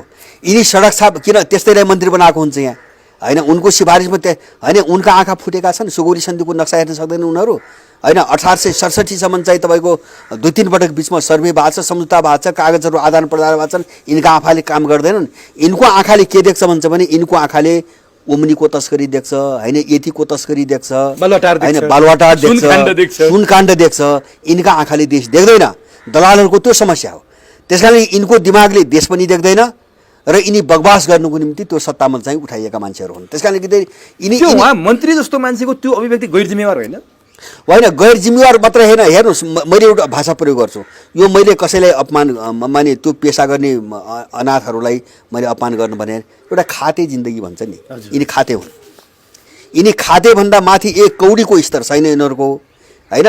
अब त्यो माने त्यो मैले भन्न खोजेको त्यो चाहिँ फोहोरमा चाहिँ शिला खोज्दै तपाईँको जीवन गुजार्नुपर्ने चाहिँ व्यवस्था हुन्छ नि होइन। फोहोरको डुङ्गुरमा चाहिँ शिला खोज्दै जीवन बिताउनु पर्ने जो व्यवस्था हुन्छ नि हो त्यो नीति भएको मान्छेहरू यिनलाई मान्छे पनि भन्नु हुँदैन। तर यही कुरा नि जस्तो मन्त्रीको अभिव्यक्ति तपाईँले अहिले त्यो सार्वजनिक भएकोमा तपाईँले टिप्पणी गर्नुभयो, यही कुरा प्रधानमन्त्री केपी शर्मा ओलीले 2-3 महिना अगाडि नै बोल्नु भएको छ। कहाँ यो नक्साको कुरा गरे, त्यो नक्सामा लिपु लेक लिम्पिया धुरा कालापानी त पहिल्यैदेखि रहेन, हामीले पढ्दै आएको देख्दै आएको नक्सा त यही हो भनेर उहाँले पनि बोल्नु भएको छ। हो नै जस्तो यता सुन्नुहोस्, यो किन निस्केन सुन्नुहोस् है, यो किन निस्केन नक्सा भन्छ भने सम्झौता त छ नि त, ननिस्किया त 7 सालपछि हो। केही प्राविधिक समस्या भनेर बोलिरहन्छ होइन, ननिस्किया 7 सालपछि हो। 7 सालपछि कहीँ पनि निस्किया छैन, त्यो सत्य हो होइन। किन निस्किएन त भन्छ भने म तपाईँलाई भनौँ 7 सालमा यिनलाई सत्तामा ल्याइदिएको इन्डियाले, यिनले कहाँबाट नक्सा निकाल्ने होइन।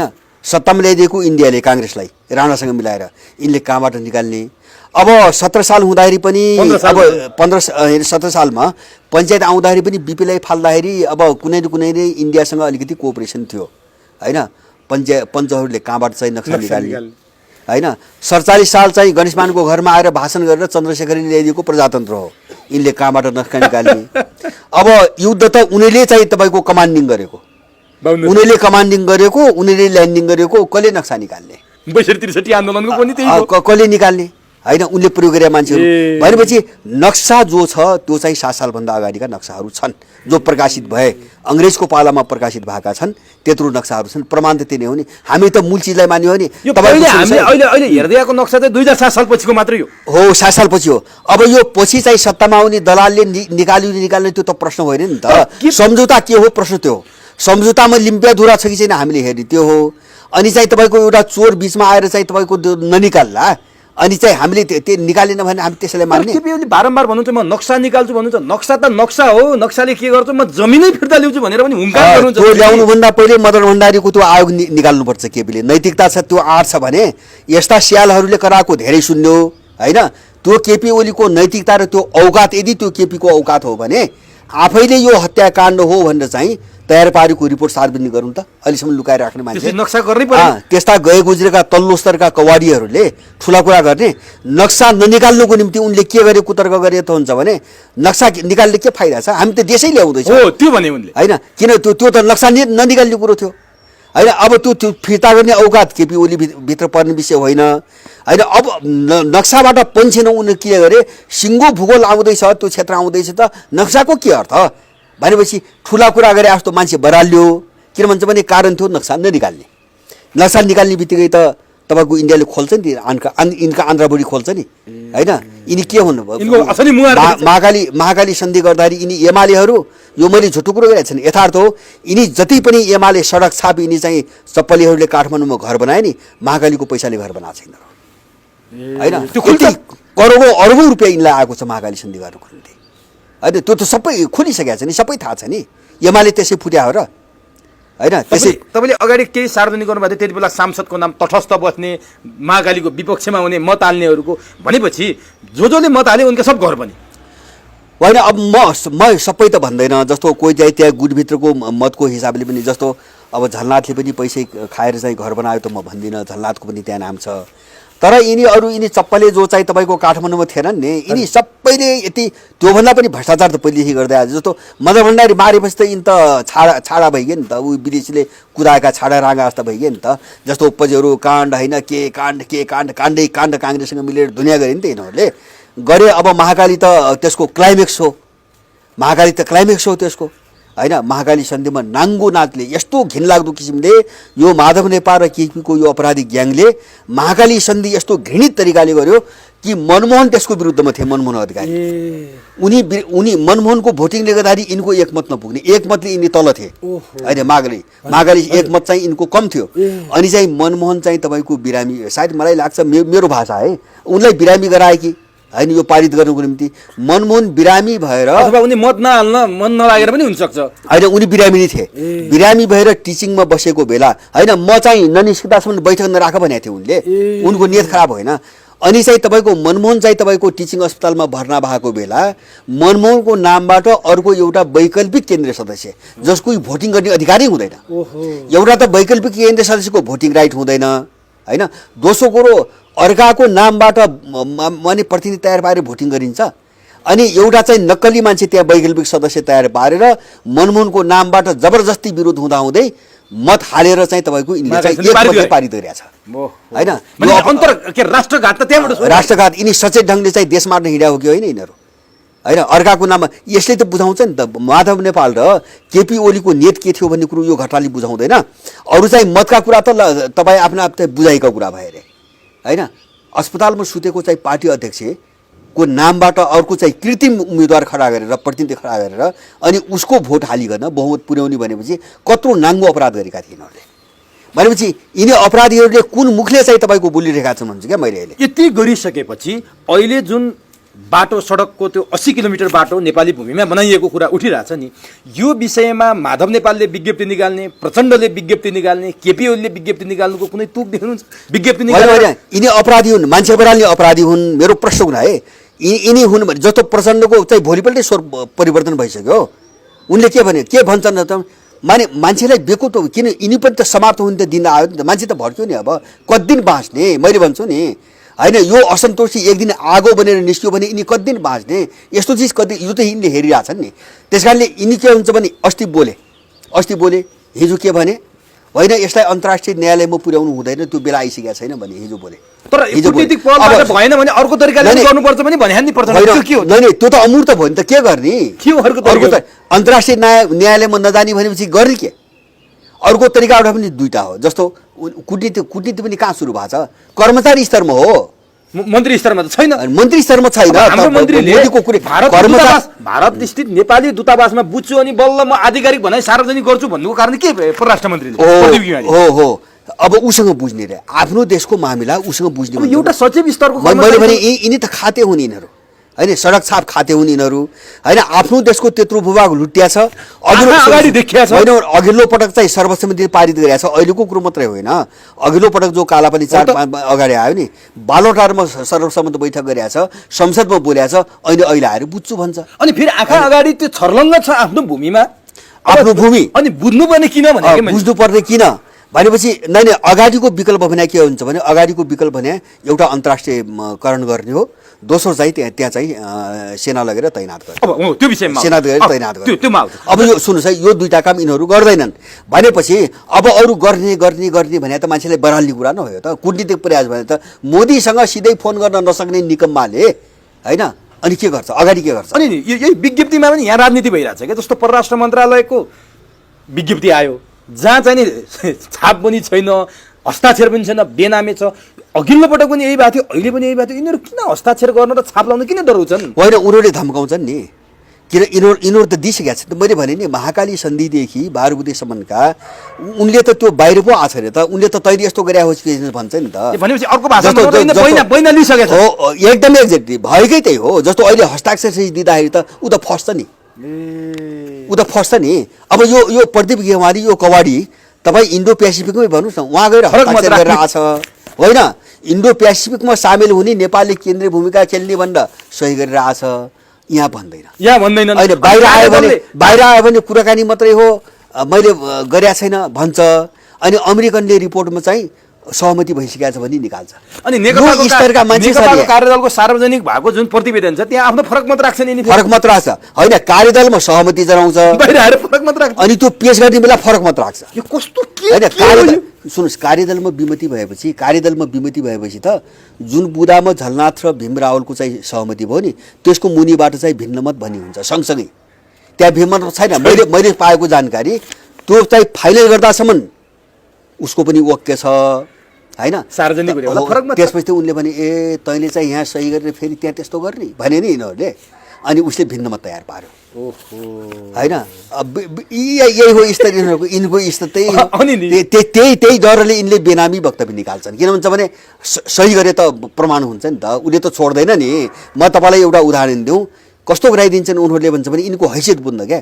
यो गोल्छा प्रकरण भएन एमाले भित्र हो, हो, हैन केपी राज्य प्रधानमन्त्री राज्य हुँदा बेला गोल्छा। दिल्ली गएर उनी बसिन् अनि चाहिँ यसलाई कारबाही गर्नुपर्छ रको एजेन्टले दुनियाँभरि गरे ऊ आएर चाहिँ मबाट यति यति चाहिँ पैसा खाएर मलाई मान्य बनाउन् भनेर माधव नेपालसम्मको सबै नाम किटेपछि अनि उनलाई सम्मान पत्र दिएर कदर पत्र दिएर त्यो उसको मुख बन्द गरे गोल्छालाई कदर पत्र दिएर भनेपछि अब यिनी मान्छेहरूको यो स्तरका मान्छेहरूको के छलफल बहस गर्नुहुन्छ भन्छ हो यो चिज बुझोस् नेपालीले भन्ने हो क्या मेरो अब नि अब जस्तै यो विज्ञप्तिकै कुरा अब परराष्ट्र मन्त्रीको त्यो भयो अनि प्रचण्ड र केपी ओलीले विज्ञप्ति निकाल्नलाई धेरै मन्थन गर्नु पर्यो यिनीहरूले धेरै पछि दुईजनाको अध्यक्षद्वयको विज्ञप्ति आयो उनीहरूले कुटनीतिक पहलद्वारा नै यसलाई समाधान गर्ने भनेर बोले त्यसपछि अझै दबाब बढ्यो कि कार्यकर्ता के भयो प्रचण्डले अर्को तरिकाबाट नि भने अन्तर्राष्ट्रिय अदालतमा लान उनी तयार भएनन् यो सबै तपाईँले भने जस्तो यिनीहरूले खाइसकेका छन् बैना लिइसकेका छन् अब चुपचाप हुन्छ नि यतिकै चुपचाप भयो त्यति मात्रै होइन यहाँ के पनि गर्छन् हुन्छ भने जस्तो प्रचण्डको त धेरै पटक बाहिर आयो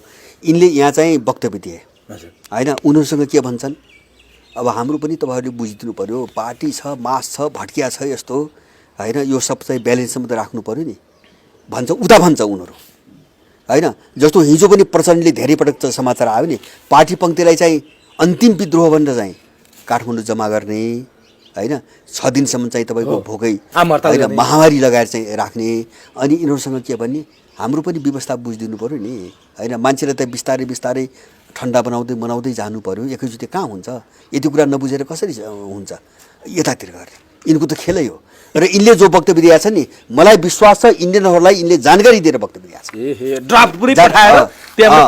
यस्तो छ अब हामीले पनि यो शान्त पार्नुपर्छ होइन किन अहिले हामीले त नबोल्ने हो भने त भड्किन्छ होइन हामीले पनि शान्त पार्नुपर्छ अब त्यसरी शान्त पारिदिएपछि त के हुन्छ अब यिनले गर्छन् कि भन्ने मानसिकता त मत्थर हुँदै जाने भयो नि त्यो मत्थर पार्ने योजना भनेपछि मैले भने नि हामीले छोटकरीमा के हो भन्छ भने मैले 2-3टा घटना मात्रै भन्छु क्या यिनीहरूलाई धेरै यिनको विषयमा के हुन् कसो भने जो मान्छेले आफ्नै पार्टीको नेता मारिकन चाहिँ तपाईँको उनको मिसनमा यत्रो अपराध गर्छ जुन मान्छेले महाकाली सन्धिमा उसले बनाएको काली नदीलाई नदी मानेर चाहिँ तपाईँको महाकाली सन्धि गर्छ जो अपराधी उसको काखमा बसेर 17,000 नेपाली मार्छ त्यो मान्छेबाट देशभक्तिको भूमिका हुन्छ भन्ने कुरो म कसरी पत्याउँ सबै होइन म कसरी पत्याउँ मैले उसको रियालिटी यथार्थता उसको जिन्दगी हेरौँ कि उसको बाहिर गर्ने बकवास हेरौँ मैले त्यसैले नेपालीहरू यिनी अपराधीहरूबाट एकदम स्पष्ट भइकन जो अलग ध्रुवीकरण नगरिकन उपाय छैन यो हुन्छ अब मलाई के विश्वास होइन यो प्रतिरोध हुन्छ इन्डियनहरूको प्रतिरोध इन्डियन मात्रै होइन उनले परिचालन गरे यहाँका अपराधीको प्रतिरोध अब चाहिँ जनस्तरबाट हुन्छ त्यसको नेतृत्व भरत दालहरूले गर्नुहुन्छ होइन सबैले गर्नुपर्छ हामी त गर्छौँ नि त किन भन्छ भने मैले त भन्दै आएको छु जस्तो इन्डियनहरू यहाँ पुलिसहरू बारम्बार घुस्छन् नि तपाईँको 4-5 जना इन्डियन ढालिदिनुहोस् त्यसपछि इन्डियनका आन्सर हामीले पनि बुझेका छौँ बङ्गलादेशमा यही गरे नि उनीहरूले सधैँ नेपालको जे हाल बङ्गलादेशमा घुसिएको छ पक्रेको छ मान्छे मारेको छ अति गरेपछि बङ्गलादेशीहरूले चाहिँ 6 जना चाहिँ इन्डियन सैनिकहरूलाई ढालिदिएपछि छ्याप्पै त्यसपछि बन्द भयो यहाँ पनि भौतिक आक्रमणमा उत्रिनु भन्दा अर्को उपाय होइन एउटा अन्तर्राष्ट्रिय चाहिँ तपाईँको अदालत भौतिक आक्रमण त उत्रिने भन्ने होइन उनीहरू गैरकानुनी हिसाबमा घुसेपछि हाम्रो इलाकाभित्र घुस्छन् भने त त्यो गर्नु पर्यो नि होइन त्यो गर्नै पर्छ अब हामी पनि त्यो दिशामा जानुपर्छ अनि त्यो अन्तर्राष्ट्रिय कानुनको कुरा गर्नु भने त्यो त फेरि एउटा व्यक्तिबाट हुँदैन रहेछ सरकार मार्फतै जानु पर्दो रहेछ भन्ने कुरा चाहिँ तथ्यले भन्छ अनि यिनीहरू त्यसको नेतृत्व गरेर अन्तर्राष्ट्रिय कानुनको ढोका ढल्टेको जालन जस्तो लाग्छ त तपाईँले होइन यिनीहरू जाँदैन अनि त्यो त असम्भव कुरा हो त्यो कसरी सम्भव छ त हो त्यही भएर यो हल हुँदैन मैले भने नि त्यही भएर यो नाटक यिनको के हुन्छ भने यिनले चाहिँ यिनी 2टा समाधान हो सुन्नुहोस् है जस्तो मोदीले यिनको फोनै उठाउँदैन अहिलेसम्म वार्ता गरेका छैन होइन यिनले त्यहाँको मन्त्रालयको कर्मचारीसँग मात्रै हो त्योभन्दा अगाडि बढेका छैन अब त्यसपछि चाहिँ अब 2टा काम बाँकी रहन्छन् एउटा चाहिँ तपाईँको अन्तर्राष्ट्रिय अदालतमा जाने त्यो यिनी गर्दैनन् अर्को चाहिँ सेना लगेर तैनात गर्ने त्यो यिनी गर्दैनन् हो यो सेनाको विषयमा आउँदाखेरि जस्तो नेपाल र भारतको 1880 स्थानमा चाहिँ खुल्ला सीमा रहेछ के हामीले पाएको तथ्याङ्क अनुसार 1880 खुल्ला सीमा छ त्यहाँ बिओपी भन्ने हुँदो रहेछ एउटा बोर्डर आउटपोस्ट भन्ने त्यो बोर्डर आउटपोस्टमा चाहिँ तपाईँको भारतको 520 स्थानमा चाहिँ सुरक्षाकर्मी बस्या छ नेपालको 120 मात्रै छ त्यो पनि भारतको चाहिँ नि करिब 3 किलोमिटर हेर्दो रहेछ, नेपालकोले 15 किलोमिटर हेर्नु पर्दो रहेछ भनेपछि हाम्रा व्यवस्थित पनि छैनन् त्यो बिओपीहरू, जहाँ चाहिँ नि शौचालय समेत छैन, तिनीहरूलाई त्यहाँ बस्ने टहरा समेत छैनन्। त्यसरी बसेर यिनीहरू कसरी लड्छन् भने, कसरी सुरक्षा गर्छन् भने सीमाको, यहाँ नेपाली सेनालाई भात खुवाएर, मासु खुवाएर, परेड खेलाएर मात्रै राख्ने हो कि सीमामा चाहिँ प्रत्येक किलोमिटरमा राख्ने सेना छैन? हामीसँग 1 लाख सेना होइन। अब यो के गरेर बसिरहेको छ? यो बोल्नुपर्छ। यो मिसन हो। जस्तो सेनालाई जस्तो अब देशको रक्षाको निम्ति सेनालाई मुभ हुन नदिने, यो त पहिलेदेखिको मिसन हो। तपाईँ आफै अनुमान गर्नुहोस्, यही सेनाको त्यत्रो सुरक्षा घेराभित्र देशको राजा मारिएको छ। कमसेकम हामी यो चिजलाई गम्भीरतापूर्वक लिनुपर्छ क्या, होइन? राजा मारिएको छ, अरू सानातिना घटना छोडिदेऊ भनेपछि जस्तो सेनाको अहिलेको सुनिन्छ नि त, होइन? यो कर्पोरेट हाउस हो कि यो बिजनेस हाउस हो कि, होइन? यो बनिया खुद्रा व्यापारी हो कि, होइन? सारा व्यापार बिजनेसमा लगाएको छ। नीतिगत निर्णय त यहाँ गरे हो नि त। फेरि त्यो सेनाले आफै गरेको चाहिँ होइन, नीतिगत निर्णय त दलले गरेको छ। किन त्यो विदेशी मिसनमा सेनालाई बिल्कुल चाहिँ तपाईँको सुन्निएको चाहिँ तपाईँको बुङ्गुर बनाइदिने, होइन? त्यो खाएर चाहिँ मोटाउँछ नि, काम गर्न नसक्ने खालको, मासु भात खुवाउने, सुताउने, बुङ्गुर बनाइदिने, सेनालाई बुङ्गुर बनाइदिने। अनि त्यसपछि त्यो भ्याकुम खडा हुन्छ नि, त्यहाँ चाहिँ उनीहरू चाहिँ नाच्ने। अब त्यो मिसनमा चाहिँ तपाईँको अब सेना पनि सिद्ध्याए र अब सेनाको पहल भएको पनि मैले देख्दिनँ। र मलाई के लाग्छ भन्छ भने, मैले त धेरै पटक भने, अहिले पनि देशको सबै संस्थाहरू, यिनी अपराधीहरूले सबै विघटन गरे विदेशी मिसनमा, एउटा बचेको संस्था सेना हो। र अहिले पनि म के सुन्दैछु, अस्ति 2टा मैले एउटा रामशरणको मुखबाट सुने, अर्को एकजना व्यक्तिको मुखबाट सुने, सेनाको सङ्ख्या कटौती गर्नुपर्छ र यसलाई चाहिँ रामशरण, होइन? अब सेनालाई चाहिँ अब एउटा निर्माण बटालियनको रूपमा, होइन? निर्माण चाहिँ एउटा कामदार बटालियनको रूपमा चाहिँ बदल्नुपर्छ। यो सेना सङ्ख्या कटौती गर्नुपर्छ एउटा रामकार्कीले। यो यिनको भाषा हो कि कहीँको भाषा हो? अब यो होइन, किन यहाँको भाषा हो नि? जस्तो यो त 9 सालकै एजेन्डा हो नि उनीहरूले। जस्तो तपाईँको 9 सालमा के अरे चाहिँ यो 7 सालमा काङ्ग्रेस आएपछि नेपालको सेनाको सङ्ख्या चाहिँ 9,000मा झार्दैन, 7,000मा, 9,000 कतिमा, होइन? सेना त कोल्याप्सै गर्नु खोजेको छ नि उनीहरू।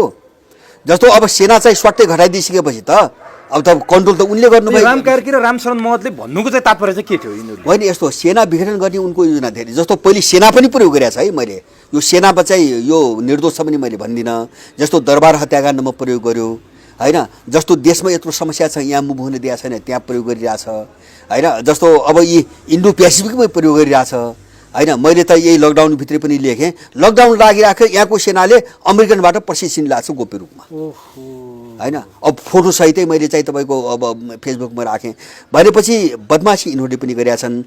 तर यिनीहरूलाई नजिक राखे जस्तो गरेर उनको डिजाइन के छ हुन्छ भने सेना चाहिँ सिधै कोल्याप्स गरिदिने। अब सेना कोल्याप्स भएपछि अब नेपालको निम्ति भोलि गर्न सक्ने सबै शक्ति त अन्त्य भयो, अब होइन? अन्त्य भयो। जस्तो दल अन्त्य भयो, राज्य प्रणाली अन्त्य भयो, सिस्टम अन्त्य भयो, न्यायालय सिद्धियो, लोकसेवा सिद्धियो, अथवा चाहिँ अख्तियार सिद्धियो, दल सिद्धे, होइन? अब एउटा बाँकी बचेको चाहिँ तपाईँको अब त्यही सेना। अब पुलिसको के कुराहरू चाहिँ यस्तो, पुलिस उहाँ वो अपहरण गर्न जान्छ, पुलिसको चाहिँ आइजी भइसक्यो मान्छे अपहरण गर्न जान्छ। अस्ति चाहिँ बिमस्टेकको चाहिँ सुरक्षा बैठकमा चाहिँ त्यो अजित डोभालको निर्देशनमा चाहिँ पाकिस्तान विरुद्ध वक्तव्य सही गर्छ।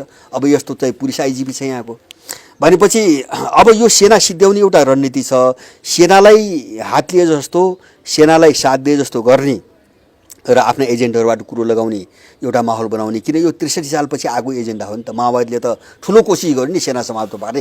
अब मैले जोड्न खोजेँ, यदि सेनाले यो कुरो अझै पनि बुझ्दैन, हुन त अब त्यो कोही विदेशीको खाएको यही पार्टीका मान्छे जस्तो कोही भाडाकै छ भने त उसले बुझ्ने कुरा भएन। त्यहाँ भाडाको अपराधले त कुरो बुझ्दैन, बुझे पनि बुझ्दैन। अब राम्रो पङ्क्तिले अब बहस सुरु गरेन भने मलाई के लाग्छ, सेना चाहिँ तपाईँको जनताको सहानुभूतिमा टिकेको हो।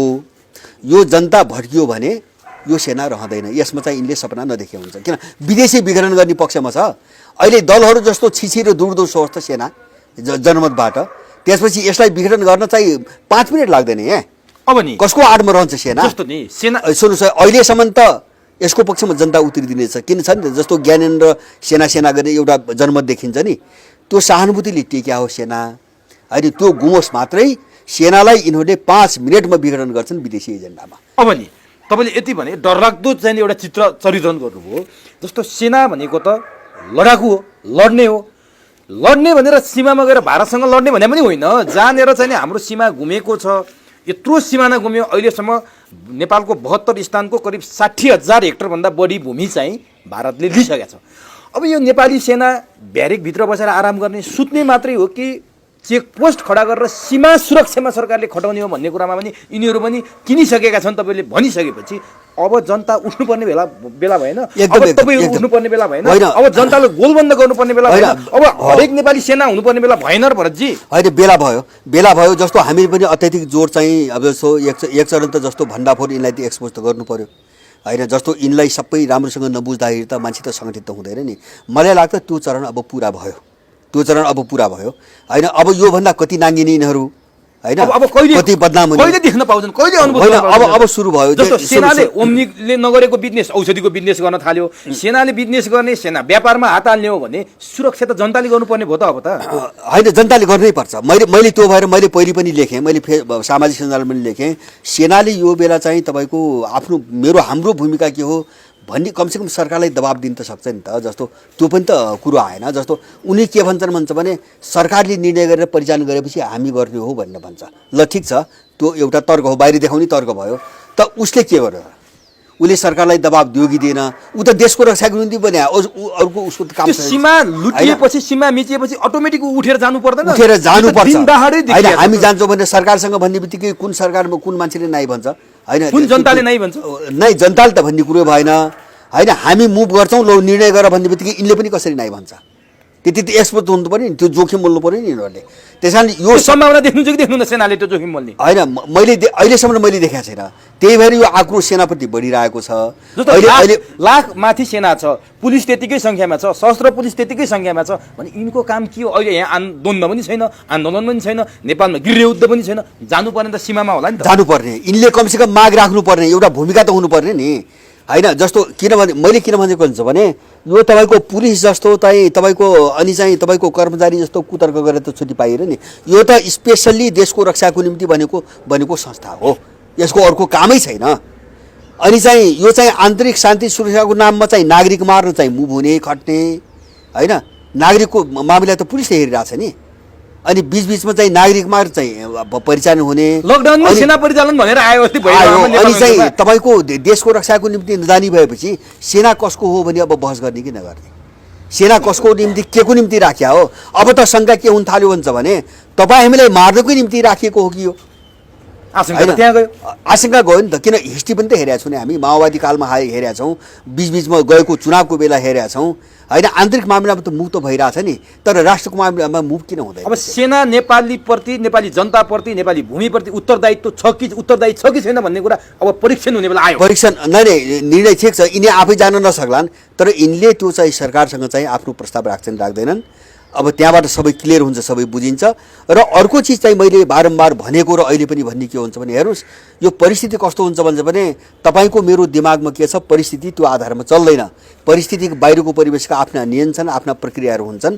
हाम्रो मनोगत नियमबाट परिस्थिति चल्दैन। जस्तो विश्वव्यापी रूपमा एउटा ग्लोबल जो परिस्थिति आयो नि अहिले, जो उथलपुथल सुरु भयो नि विश्वमा होइन, यसको असर त अब सुरु भयो नेपालमा पनि होइन। जस्तो नेपालमा कहाँ सुरु भयो त भन्दाखेरि अब वैदेशिक रोजगारवाला फर्किन थाले, अब यिनी जाँदैनन् होइन। रोजगारी अझै कटौती हुन्छ। यहाँ त ठुलो चाहिँ तपाईँको अनिकाल आयो होइन, यो सबै फिल्डमा निस्किन्छ अब। र अब हामीले पनि अब जस्तो यो खुलोस्, यिनीहरूको यो अत्याचार त हामी त प्रतिरोध त सुरु गर्छौँ नि, हामी गर्छौँ निश्चित रूपमा। तपाईँहरू त्यो गोलबन्द हुनु, अब एकदम विदेशबाट फर्केका दाजुभाइहरूले तपाईँले नेतृत्व गर्नुहुन्छ। त्यो मात्रै होइन कि जस्तो इन्डियन पुलिसहरू नेपालभित्र जबरजस्ती पसे भने होइन, त्यसको चाहिँ अब काउन्टर सुरु गर्नुपर्छ। अब काउन्टर सुरु गर्नुपर्छ, किन भन्छ भने यिनीबाट हुँदैन। यसले यिनलाई के यो खालको चाहिँ वारपारको अवस्था, एउटा अप्ठ्यारो स्थिति यिनलाई पनि सिर्जना हुन्छ। जस्तो माओवादी युद्धकालमा भयो नि, माओवादी युद्धकालमा के भयो त भन्छ भने माओवादी युद्धकालमा होइन, अब अभ्यास गर्दै जाँदा त माओवादी सेना त निस्क्यो नि होइन। त्यस्तो सेना बन्न सक्छ होइन, शून्यताले, रिक्तताले चाहिँ अर्को शक्ति उठ्छ। अनि यो सेनाले देशको निम्ति केही काम गरेन भने जनस्तरबाट उठ्छ नि, अर्को सेना उठ्छ। अब नि यो त परिस्थितिको माग हो, यसलाई यिनले रोकेर हुँदैन भोलि। त्यस कारणले यिनले समयमै बुद्धि पुर्याएर आफ्नो भूमिका खेल्नु उचित हुन्छ। अब यो त भारतीय पक्षको कुरा गऱ्यौँ हामीले, जस्तो चिनिया पक्षले सिंहदरबारको नाकैमा आएर मुलुकको प्रशासनिक गर्दाखेरि मान्छेले आशंका गरेका छन् कि कसरी आए ठमेलबाट ती पर्यटकहरू त्यहाँ लकडाउनको बेला, किन पुलिसमाथि आक्रमण भयो, किन त्यसरी चाहिँ भौतिक आक्रमण नै उत्रे भनेर पनि आशंका गरेछन्। यो भित्र केही षड्यन्त्र छ, केही छ, गन्ध छ, अथवा यो त्यतिकै घटेको घटना हो, यो कसरी लिनुभएको? होइन अब मैले अब यो घटना हेरेँ अब एउटा अस्वाभाविक आश्चर्यजनक खालको घटना जस्तो ठमेलबाट आउने अब आदि इत्यादि तपाईँले भन्नुभयो नि अब एउटा चाहिँ के हुन्छ भन्छ भने उनीहरूले घर जान नपाएको रेस्पोन्स नगरेको भनेका छन् त्यो सामान्य होइन अब त्यसरी बुझिएको छ त्यसरी बुझिएको छ अब मैले अब सबै कुरालाई यसरी सजिलरी बुझ्न पनि गाह्रो छ नेपालमा होइन जस्तो अस्ति पनि चिनिया राजदूतको विषयमा एउटा विवाद आयो नि यद्यपि त्यो विषयमा मैले अलिकति सामाजिक सञ्जालमा मैले आफ्नो धारणा राखेँ किन राजदूतलाई यिनीहरूले बोलाएको चाइनिजहरूले मुभ गरेको होइन यो गलत सिआइएले उछाल्यो होइन सिआइए रहहरूले गलत ढङ्गले उछाले यिनलाई बोलाउन लगाए होलान् बोलाएको केपी ओलीले हो सिजी पनि विद्या भण्डारलाई कुरो गर्ने यिनको प्रस्तावमा हो होइन अब चिनिया राजदूतलाई चाहिँ बोलाएको केपी ओली हो किन बोलायो त्यो होइन मसँग उनले भने मैले पाएको सूचना अब चाहिँ हामी अप्ठ्यारोमा पऱ्यौँ सङ्कटमा पऱ्यौँ अलिकति सहयोग गरिदिनु पर्यो भनेर यिनले भने मिलाइदियो भने यथार्थ कुरो भन्छु म यिनले भने अनि विद्यासँग कुराकानी गरिएपछि विद्याले भनिन् उनको सङ्कट के हो उनले त्यो पनि भनिन् तर त्यसप्रति चिनिया राष्ट्रपतिको कुनै पनि रेस्पोन्स भएन यिनको सङ्कटको विषयमा चिनिया राष्ट्रपति प्रवेशै गरेनन् उनले चाहिँ पहिले भएका सम्झौताहरू कहाँ गए कहिले कार्यान्वयन हुन्छ कति प्रगति भयो सोधे कोरोनाको विषयमा सहयोग गर्ने आश्वासन दिए यिनीहरूको आन्तरिक मामिलामा बोलेनन् नबोलेपछि अनि चाहिँ चिनियाहरूले मतलब गरेनन् भन्ने भएपछि केपी ओलीले सिधा राजदूतलाई बोलाएको हो राजदूतलाई बोलाएर यस्तो मलाई अप्ठ्यारो पर्यो सहयोग गरिदिनु पर्यो भनेपछि त्यो राजदूत चाहिँ तपाईँको कुरो के हो भन्ने बुझ्न होला अथवा कुन ढङ्गले राजदूतले चीनसँग पनि सल्लाह गरेर भेटघाट गरिन् कि आफ्नो होइन त्यो त चीनसँग त यस्तो यस्तो नेपालको प्रधानमन्त्रीले भन्छ म के गरौँ त भन्नु पर्यो नि त त्यही त होइन त्यो त भन्नु पर्यो अनि अब त्यसपछि त्यो अनुसार भेटेको कुरो मात्रै बुझेको चिनियाहरूको पहल होइन यो चाहिँ अनि चाहिँ मैले त्यो खण्डन गरेको यद्यपि त्यो पनि चाहिँ त्यो स्तरमा आउनुहुन्छ कि हुन्न त्यो छुट्टै बहस हो त्यो पनि गलत हो भन्छु मैले यहाँको राजनीतिक मामिलामा चाहिँ विदेशीहरू त्यसै चासो राख्नु जस्तो भारतले गर्दा भारतीय हस्तक्षेप भनेर हामीले विरोध गर्यौं तर चीनको पनि त भन्न सक्नु पर्यो तर चाहिँ बोलाएको यिनले हो चिनियाहरूको पहल होइन हो त्यसै गरी मैले जोड्न खोजेको कहानी त्यसै गरी जस्तो अब सिंहदरबारको अगाडिको कुरा हो सिंहदरबारको अगाडिका जस्तो हुन्छ जस्तो विदेशीहरूलाई एउटा चिज के हुन्छ भन्छ भने अब इन्डियनले आफ्नो प्रान्तभन्दा पनि तलस्तरको व्यवहार गरेका छ मतलब छैन अनि त्यो सबै विदेशलाई पनि के लाग्दछ भने यिनी यस्तै चाहिँ कवाडी हुन् अब कवाडी एउटा कस्तो हुन्छ भने एउटा भन्छ नि उखान तपाईँको के अरे चाहिँ के अरे गोरु के अरे पशुलाई लाठी नलगाइकन तह लाग्दैन भन्ने हुन्छ नि त त्यो मान्छे स्तर हुन्छ नि त जस्तो यस्ता खालका पाखे यस्ता तल्लो स्तरका होइन कवाडीहरू यिनलाई चाहिँ दण्ड नलगाइकन चाहिँ नटेर्ने नसुन्ने भएपछि त सबैले त्यही सिक्छ नि बाबा होइन अमेरिकनले त्यही सिक्ने हो सिको जस्तो त्यो नगरेपछि त उसको चल्दैन गर्नुहुन्छ के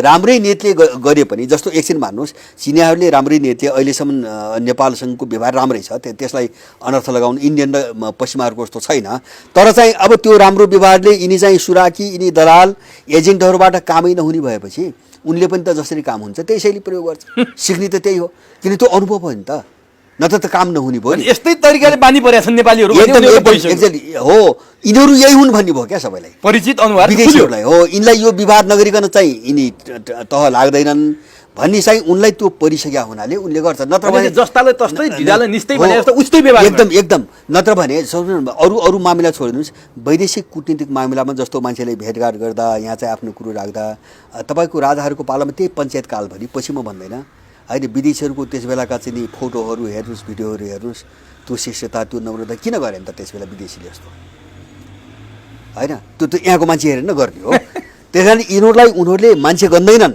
मैले यथार्थ भनेको मान्छे गन्दैनन् होइन उनलाई सबै विदेशीले दुईवटा कुरा बुझाएको छ एउटा घाँसको चाहिँ मुठो यिनको मुखमा कोदिदिनुपर्छ त्यो बुझाएको छ एउटा यिनलाई काम गर्न चाहिँ लट्ठो लगाउनु पर्छ अनि नि अब म अन्तिममा छु अब कतिपयले के भने चिनिया राजदूत याङछीको सक्रियताले भने यो नेपाल कम्युनिस्ट पार्टीमाथिको हिजो सी चिनफिङ विचारधारा हामी बोक्छौँ भनेर यिनीहरूले भनेको थिए नि सी चिनफिङ विचारधारा बोकेको कारण प्लस अर्को चाहिँ के हो भनेपछि नेपालको कम्युनिस्ट पार्टी नेपालको सरकारमा चिनियाहरूको माइक्रो म्यानेजमेन्ट पनि हो यो भनेर कतिपयले भने है यो चाहिँ के हो वास्तविकता थिएन यो होइन, त्यो सी झुटो, जिनपिङ होइन। विचारधारा र यो माइक्रो म्यानेजमेन्टको कुनै अर्थ होइन यता सुन्नु, मेरो बुझाइ के हुन्छ भने तपाईँ आफै अनुमान गर्नुहोस् न। अब हामी स्तरको मान्छेले त यो बाहिरको कुरो त हेर्न आवश्यकै छैन।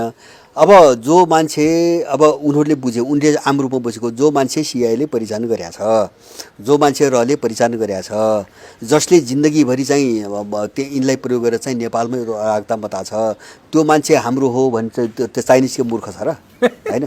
त्यो भाइचारा सम्बन्ध त यिनलाई अल्झाउने कुरो न हो होइन। यिनलाई एउटा बल्छी लगाइदिइसकेपछि त्यो तानिराख्नु हुन्छ नि त। भाइचारा सम्बन्ध भएपछि किन कम्युनिस्ट नाम राखेको छ होइन।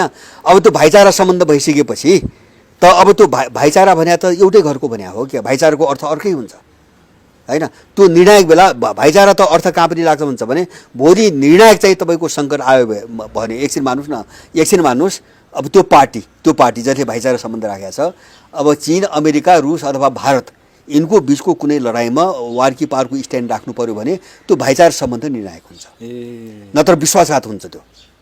त्यो गद्दारी हुन्छ, त्यसलाई गद्दारी भनिन्छ। यसले केही पनि तपाईँले त्यो सामान्य सम्बन्ध होइन, के होइन यो माइक्रो म्यानेजमेन्ट केही होइन होइन नि। त्यो भाइचारा माइक्रो म्यानेजमेन्ट होइन, चिनीहरू त्यो गर्दैन, मलाई त्यो विश्वास छैन। अब होइन, मलाई त्यो किन विश्वास छैन भन्छ भने एक त चिनीहरू त्यो गर्दैन, गरेका छैन। दोस्रो कुरो, यिनीहरू को हुन् भन्ने थाहा हुँदाहुँदै चिनीहरूले त्यो मूर्खता गर्दैन। किन हुन्छ भने त्यस्तो लाटो हुन्छ चिनिया भने त सोच्नु भएन नि। अब यिनै सिआई र रका मान्छेलाई अनि आएर भाइचारा भनेर अनि त्यहाँभित्र माइक्रो म्यानेजमेन्ट गर्न त्यो चाहिँ मूर्खतापूर्ण उनीहरू काम गर्दैन। अब म अन्तिममा छु। अब यत्रो विवाद भयो, सीमामा फर्के, अतिक्रमणमै फर्के, यत्रो भइसक्यो, गएको कार्तिक 18 गतेदेखि नक्साको काण्डबाट सुरु भएको अहिले सडकसम्म आइसक्यो। यिनीहरूले 2008देखि भएको 13 वर्षसम्म त्यो यिनका आँखाले देख्दै देखेन, त्यहाँको स्थानीय प्रशासनले भने देखेन, जनप्रतिनिधिले पनि खबर गरेन। अहिले एक्कासी उद्घाटन भएपछि भयो। अब यो समस्या त आइहाल्यो। अब यसको समाधान यो सरकारले गर्न सक्छ कि सक्दैन? यदि गरेन भने जनस्तरबाट तपाईँहरूको स्तरबाट यसलाई कसरी समाधान गरेर नेपाली भूमि हाम्रो हो, भूमि फिर्ता ल्याउने कुरा गर्दैछु है म, यो सम्भव कसरी देख्नुहुन्छ? अब त्यसको नेतृत्व तपाईँहरू कसरी गर्नुहुन्छ? होइन, यस्तो हो। अब यो यस्तै गरी हुन्छ भन्ने त अब अहिले अनुमानको कुरा भयो। अब एउटा देशको परिस्थितिले के भन्यो त भन्छ भने अब मैदानमा उत्रिन जरुरी भयो, परिस्थिति त्यो देखायो होइन। एउटा ठुलो भ्याकुम सिर्जना भइसक्यो देशमा र अब यसलाई अगाडि बढ्न दिने हो भने विदेशीहरू खुलेआम रूपमा देशमा नाच्छन् र त्यो होमवर्क भइरहेछ। जस्तो म तपाईँलाई यो उद्घाटनभन्दा अगाडि के अरे चाहिँ एउटा कुरा सम्झाउँ। यो कोरोनाको बहानामा इन्डियनहरूले एउटा ऱ्यापिड टास्क फोर्सको नाममा आफ्नो सुरक्षा संरचना नेपालभित्र पठाउने भनेर उनले प्रस्ताव पठाइसकेका छ होइन। टास्क फोर्सको नाममा नेपालभित्रै सुरु गरिसकेका छ। हजुर। अब इन्डियन कहाँ गयो भन्छ भने कोरोना अब यहाँ त सुरु नै भएको छैन कोरोना होइन। त्यो कोरोनाको जो रफ्तार त नेपालमा पसेकै छैन, यो नपसेको हो। कोरोना पनि विभिन्न चाहिँ वर्गका छन्, स्तरका छन्। त्यो अनुसार त्यो खतरनाक कोरोना यहाँ नआएको हो, नत्र नेपाली यसरी सुरक्षित हुन्थेन। अब भोलि त्यो स्थिति आयो भने इन्डियनहरूको दाउ के देखिँदैछ भन्छ भने कोरोनाको नाम मान्छे सारा लकडाउनमा देशभरि मान्छे घरमा थुनिएको हुन्छ अनि सेना पसिन र फ्री चाहिँ देशभरि घुम्ने उनी त्यो डिजाइनमा आइरहेछन्। त्यो प्रस्ताव चाहन्छन् नेपालमा कोरोनाले उग्र रूप लियोस्। अब इन्डियाबाट मान्छे पठाउने कारणै त्यही हो। मैले बारमा इन्डियनहरूले अस्ति मर्चवारबाट सुन्नुहोस्, रूपन्देहीको मर्चवारबाट मलाई फोन आयो, इन्डियनहरूले नेपाल सुरक्षित छ उता जाऊ भनेर मान्छे पठाइरहेछ, जबरजस्ती धकेलिरहेछ होइन। त्यो त हाम्रै साथीहरूले फोन गरिरहेछन् त्यहाँबाट। कोरोनाको बहानामा यहाँ आएर हाम्रो आन्तरिक मामिलामा हस्तक्षेप गर्ने, कोरोना भट्काउने, फैलाउने, त्यसपछि त्यो बहानामा चाहिँ सेना भित्र्याउने, जस्तो चाहिँ सङ्कटकालको बेला गरेन होइन। ठ्याक्कै सेना ल्याएर एयरपोर्टमा चाहिँ हेलिकप्टर राखिदिएर चाइनिजहरूलाई अवतरण गर्न रोक्दैन कैयौँ दिनसम्म। उनीहरू त्यो रणनीतिमा छन् अहिले इन्डियनहरू। मलाई लाग्छ अमेरिकन त्यही रणनीतिमा छ। चिर्न सरकारले सक्दैन, यो सरकारले सक्छ चिर्न सक्दैन। अनि अब तपाईँहरू के हो कसले के गर्ने? यो सबै मैले भने नि अब हामीले सोच्ने के हुन्छ भने जस्तो यो एउटा त ग्लोबल परिस्थिति, किन यहाँ पनि त उतार चढाव आयो नि त, आकाश पाताल त भयो। अब हिजोको विश्व त अब रहेन नि कोरोना पछि। अब यसले जो नेपालमा असर पार्दैछ नि, अब नेपाललाई जोगाउनको निम्ति यहाँ एउटा प्रक्रिया अब के सुरुमा मैले देख्छु हुन्छ भने जस्तो पश्चिमाहरूले इन्डियनहरूले आफ्नो प्रभाव चाहिँ तपाईँको यथावत राख्नुको निम्ति अब एक दुईवटा हत्कण्डा अपनाउँछन्। यो शैली चाहिँ फरक छ, तर दोस्रो विश्वयुद्धकालदेखि यिनले हुँदै आएको छ। जस्तो दोस्रो विश्वयुद्धकालमा यिनले के गरे भन्छ भने पछि जस्तो ब्रिटिसहरू सबैले गरे, अमेरिकनहरू, ब्रिटिसहरूले के गरे आफ्नो प्रकट भएको ठाउँमा आफ्नो त्यो उपनिवेश, अब किन आफ्नै सरकार त नटिक्ने भए होइन, स्वतन्त्रताको आन्दोलन चल्यो विश्वभरि। तर आफ्नो मान्छेको पकडमा त सत्ता त हस्तान्तरण गरिदिनु पर्यो र पो आफ्नो चाहिँ त्यहाँ पकड चाहिँ खेल्न पाइएला। यिनीहरूले चाहिँ के गरे भन्छ भने सुभाष चन्द्र बोसलाई सिद्ध्याएर होइन, यिनले नेहरू र जिन्ना त ब्रिटिसहरूको हातमा थिए होइन, दुईतिर खेलाइरहेको थियो उनीहरूले। अनि चाहिँ उनलाई लिएर चाहिँ इन्डिया टुक्राइदिए, एकीकृत शक्ति पनि भोलि खतरा हुन्छ भन्ने माने उनीहरूले टुक्राइदिए, जिम्मा र चाहिँ जिन्ना र चाहिँ नेहरूको जिम्मा बुझाइदिए। ब्रिटिसहरूको त बच्यो नि त, अहिलेसम्म ब्रिटिसहरूको यस्तो बच्यो छ, अहिले पनि उनीहरूले खेलाइरहेछ। अनि चाहिँ इन्डियनले के गर्यो 7 सालमा भन्छ भने अब राणाहरू आइसकेपछि भोलि विद्रोहमा चाहिँ कुनै भड्क्यो भने त नेपालको सत्ता त जहाँ पनि जान सक्छ नि त। राणाहरूको विरुद्धमा त प्रजा परिषदको नामबाट भइरहेछ, अन्तबाट भइरहेछ। अनि इन्डियनहरूले काङ्ग्रेसलाई चाहिँ मोहन शमशेरलाई दबाब दिएर काङ्ग्रेसलाई मिलाएर लैजाऊ भन्नु भने भएको त्यही हो दिल्लीसम्म छ भने काङ्ग्रेस हालिदिए। अनि त्यसपछि नेपाललाई खेलाउने त बाटो त बन्यो नि त। माने सत्ता दलालहरूको हातमा हस्तान्तरण गर्नुको निम्ति कतै प्रजातन्त्रको खोल ओढिकन यिनले त्यो अपनाए, कतै कुगराए होइन। जस्तो भेनेजुएलामा आइरहेछ अहिले त्यही हुँदैछ। अब भेनेजुएलामा अस्ति आयो नि त एउटा घटना होइन, अमेरिकाबाटै भाडाका सैनिक पठाएर त्यहाँका भाडाका मान्छे किनेर चाहिँ मदुरोलाई गिरफ्तार गरेर चाहिँ तपाईँको सत्ता कु गर्ने योजनामा चाहिँ अस्ति एउटा हो। इरानमा त्यही भइरहेछ। अब यहाँ मैले केपी ओलीको अध्यादेशलाई बुझेको त्यही हो, केपी ओलीलाई अध्यादेश मार्फत कु गराएर होइन पुरै लगाम। त्यो अध्यादेशभित्र केपी ओलीको मात्रै छैन कि, मैले भने नि केपी ओलीको त चाहिँ पार्टीमा बहुमत छ, उनको कुर्सी कसैले मागेको छैन पार्टीभित्र। 5 वर्ष तैँले खा भनेर चाहिँ सहमति गरेका छन् उनीहरूले प्रचण्डहरूसँग। अब बाहिरको प्रतिपक्षको बहुमत पुग्दैन भनेपछि त्यो सुरक्षित पद रहेको केपी ओलीलाई पार्टी फोड्ने अध्यादेश किन चाहियो? उता आफ्नो पार्टी फोड्ने तयारीमा छ, बाहिर देखाउने मात्रै मधेसी हो। आफ्नो पार्टी फोड्ने अनि एकदम कङ्क्रिट सिआइएका चाहिँ एकदम कङ्क्रिट मान्छेहरू देउबासँग छलफल भएको छ, देउबासँगको सहमतिमा अध्यादेश ल्याएको होइन।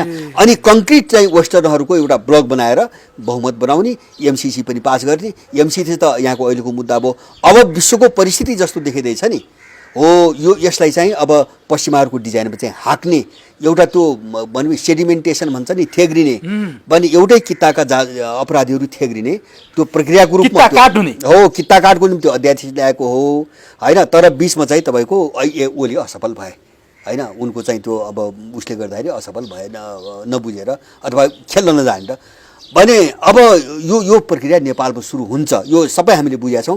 त्यस कारणले मैले भन्न खोजेको के हो भन्छ भने जस्तो यो छलफल सबैतिर भइरहेछ सबैको बिचमा, यो लकडाउन खुल्यो भने नेपालमा एउटा जबरजस्त आन्दोलन उठ्छ, अब उठ्छ। किन भन्छ भने अब परिस्थिति पनि त्यस्तो बन्यो। हिजोसम्म तपाईँ हाम्रो आग्रहको कुरा मात्रै थियो, अब परिस्थिति पनि जोड्यो अनुकूल। हिजो सजिलो थिएन, किन बाहिरका मान्छेले त भन्थे, जस्तो देशभित्र मान्छे थिएन। हामीले त अनुभव त गरिरहेछौँ नि त, जस्तो देशभित्र सारा विदेशी लखेटेको छ, त्यो त यही मिसनमा खेलेको विदेशी नेपालीहरूलाई। देश रित्तो छ, गाउँघर रित्तो छ। आन्दोलन भनेपछि सडकमा आउने मान्छे छैन। यहाँ चाहिँ मण्डलामा कराउने त यिनी बेरोजगार युवा हुन् सहरका होइन। अब गाउँघरमा मान्छे छैन, त्यो मौकाको फाइदा उठाएको यिनीहरूले। अब सम्भवै छैन, अब उनी त जसरी पनि आउँछ उनी त होइन, उहाँ नै रोजगारी छैन, नाइ के गर्ने। कोरोनाको डर मात्रै होइन नि त, लाखौँ करोडौँ रोजगारी कटौती भइरहेछ, विदेशले काम त दिँदैन नि। अब हो फर्किन आयो, अब त्यो मान्छे त 3-4 महिनापछि त अब खान पाउँदैन होइन। परिस्थिति अब उल्टियो, अटोमेटिक उल्टियो, अटोमेटिक बन्दैछ, परिस्थिति बन्यो। र अब यो परिस्थिति जो उल्टिन थाल्यो नि, हाम्रो निम्ति जो अनुकूल थाल्यो, त्यसले यिनीहरूमाथि सङ्कट बढाउन थाल्यो र यिनीहरूभित्र विग्रह, विभाजन, द्वन्द्व बढ्यो। अब यो प्रक्रिया अगाडि जान्छ, रोकिँदैन। अब यसको फाइदा चाहिँ जनताले लिन सक्नु पर्यो, लिनु पर्यो। हामीले हेरी त्यहाँ हो, त्यसको नेतृत्व तपाईँहरूले गर्नुहुन्छ होइन।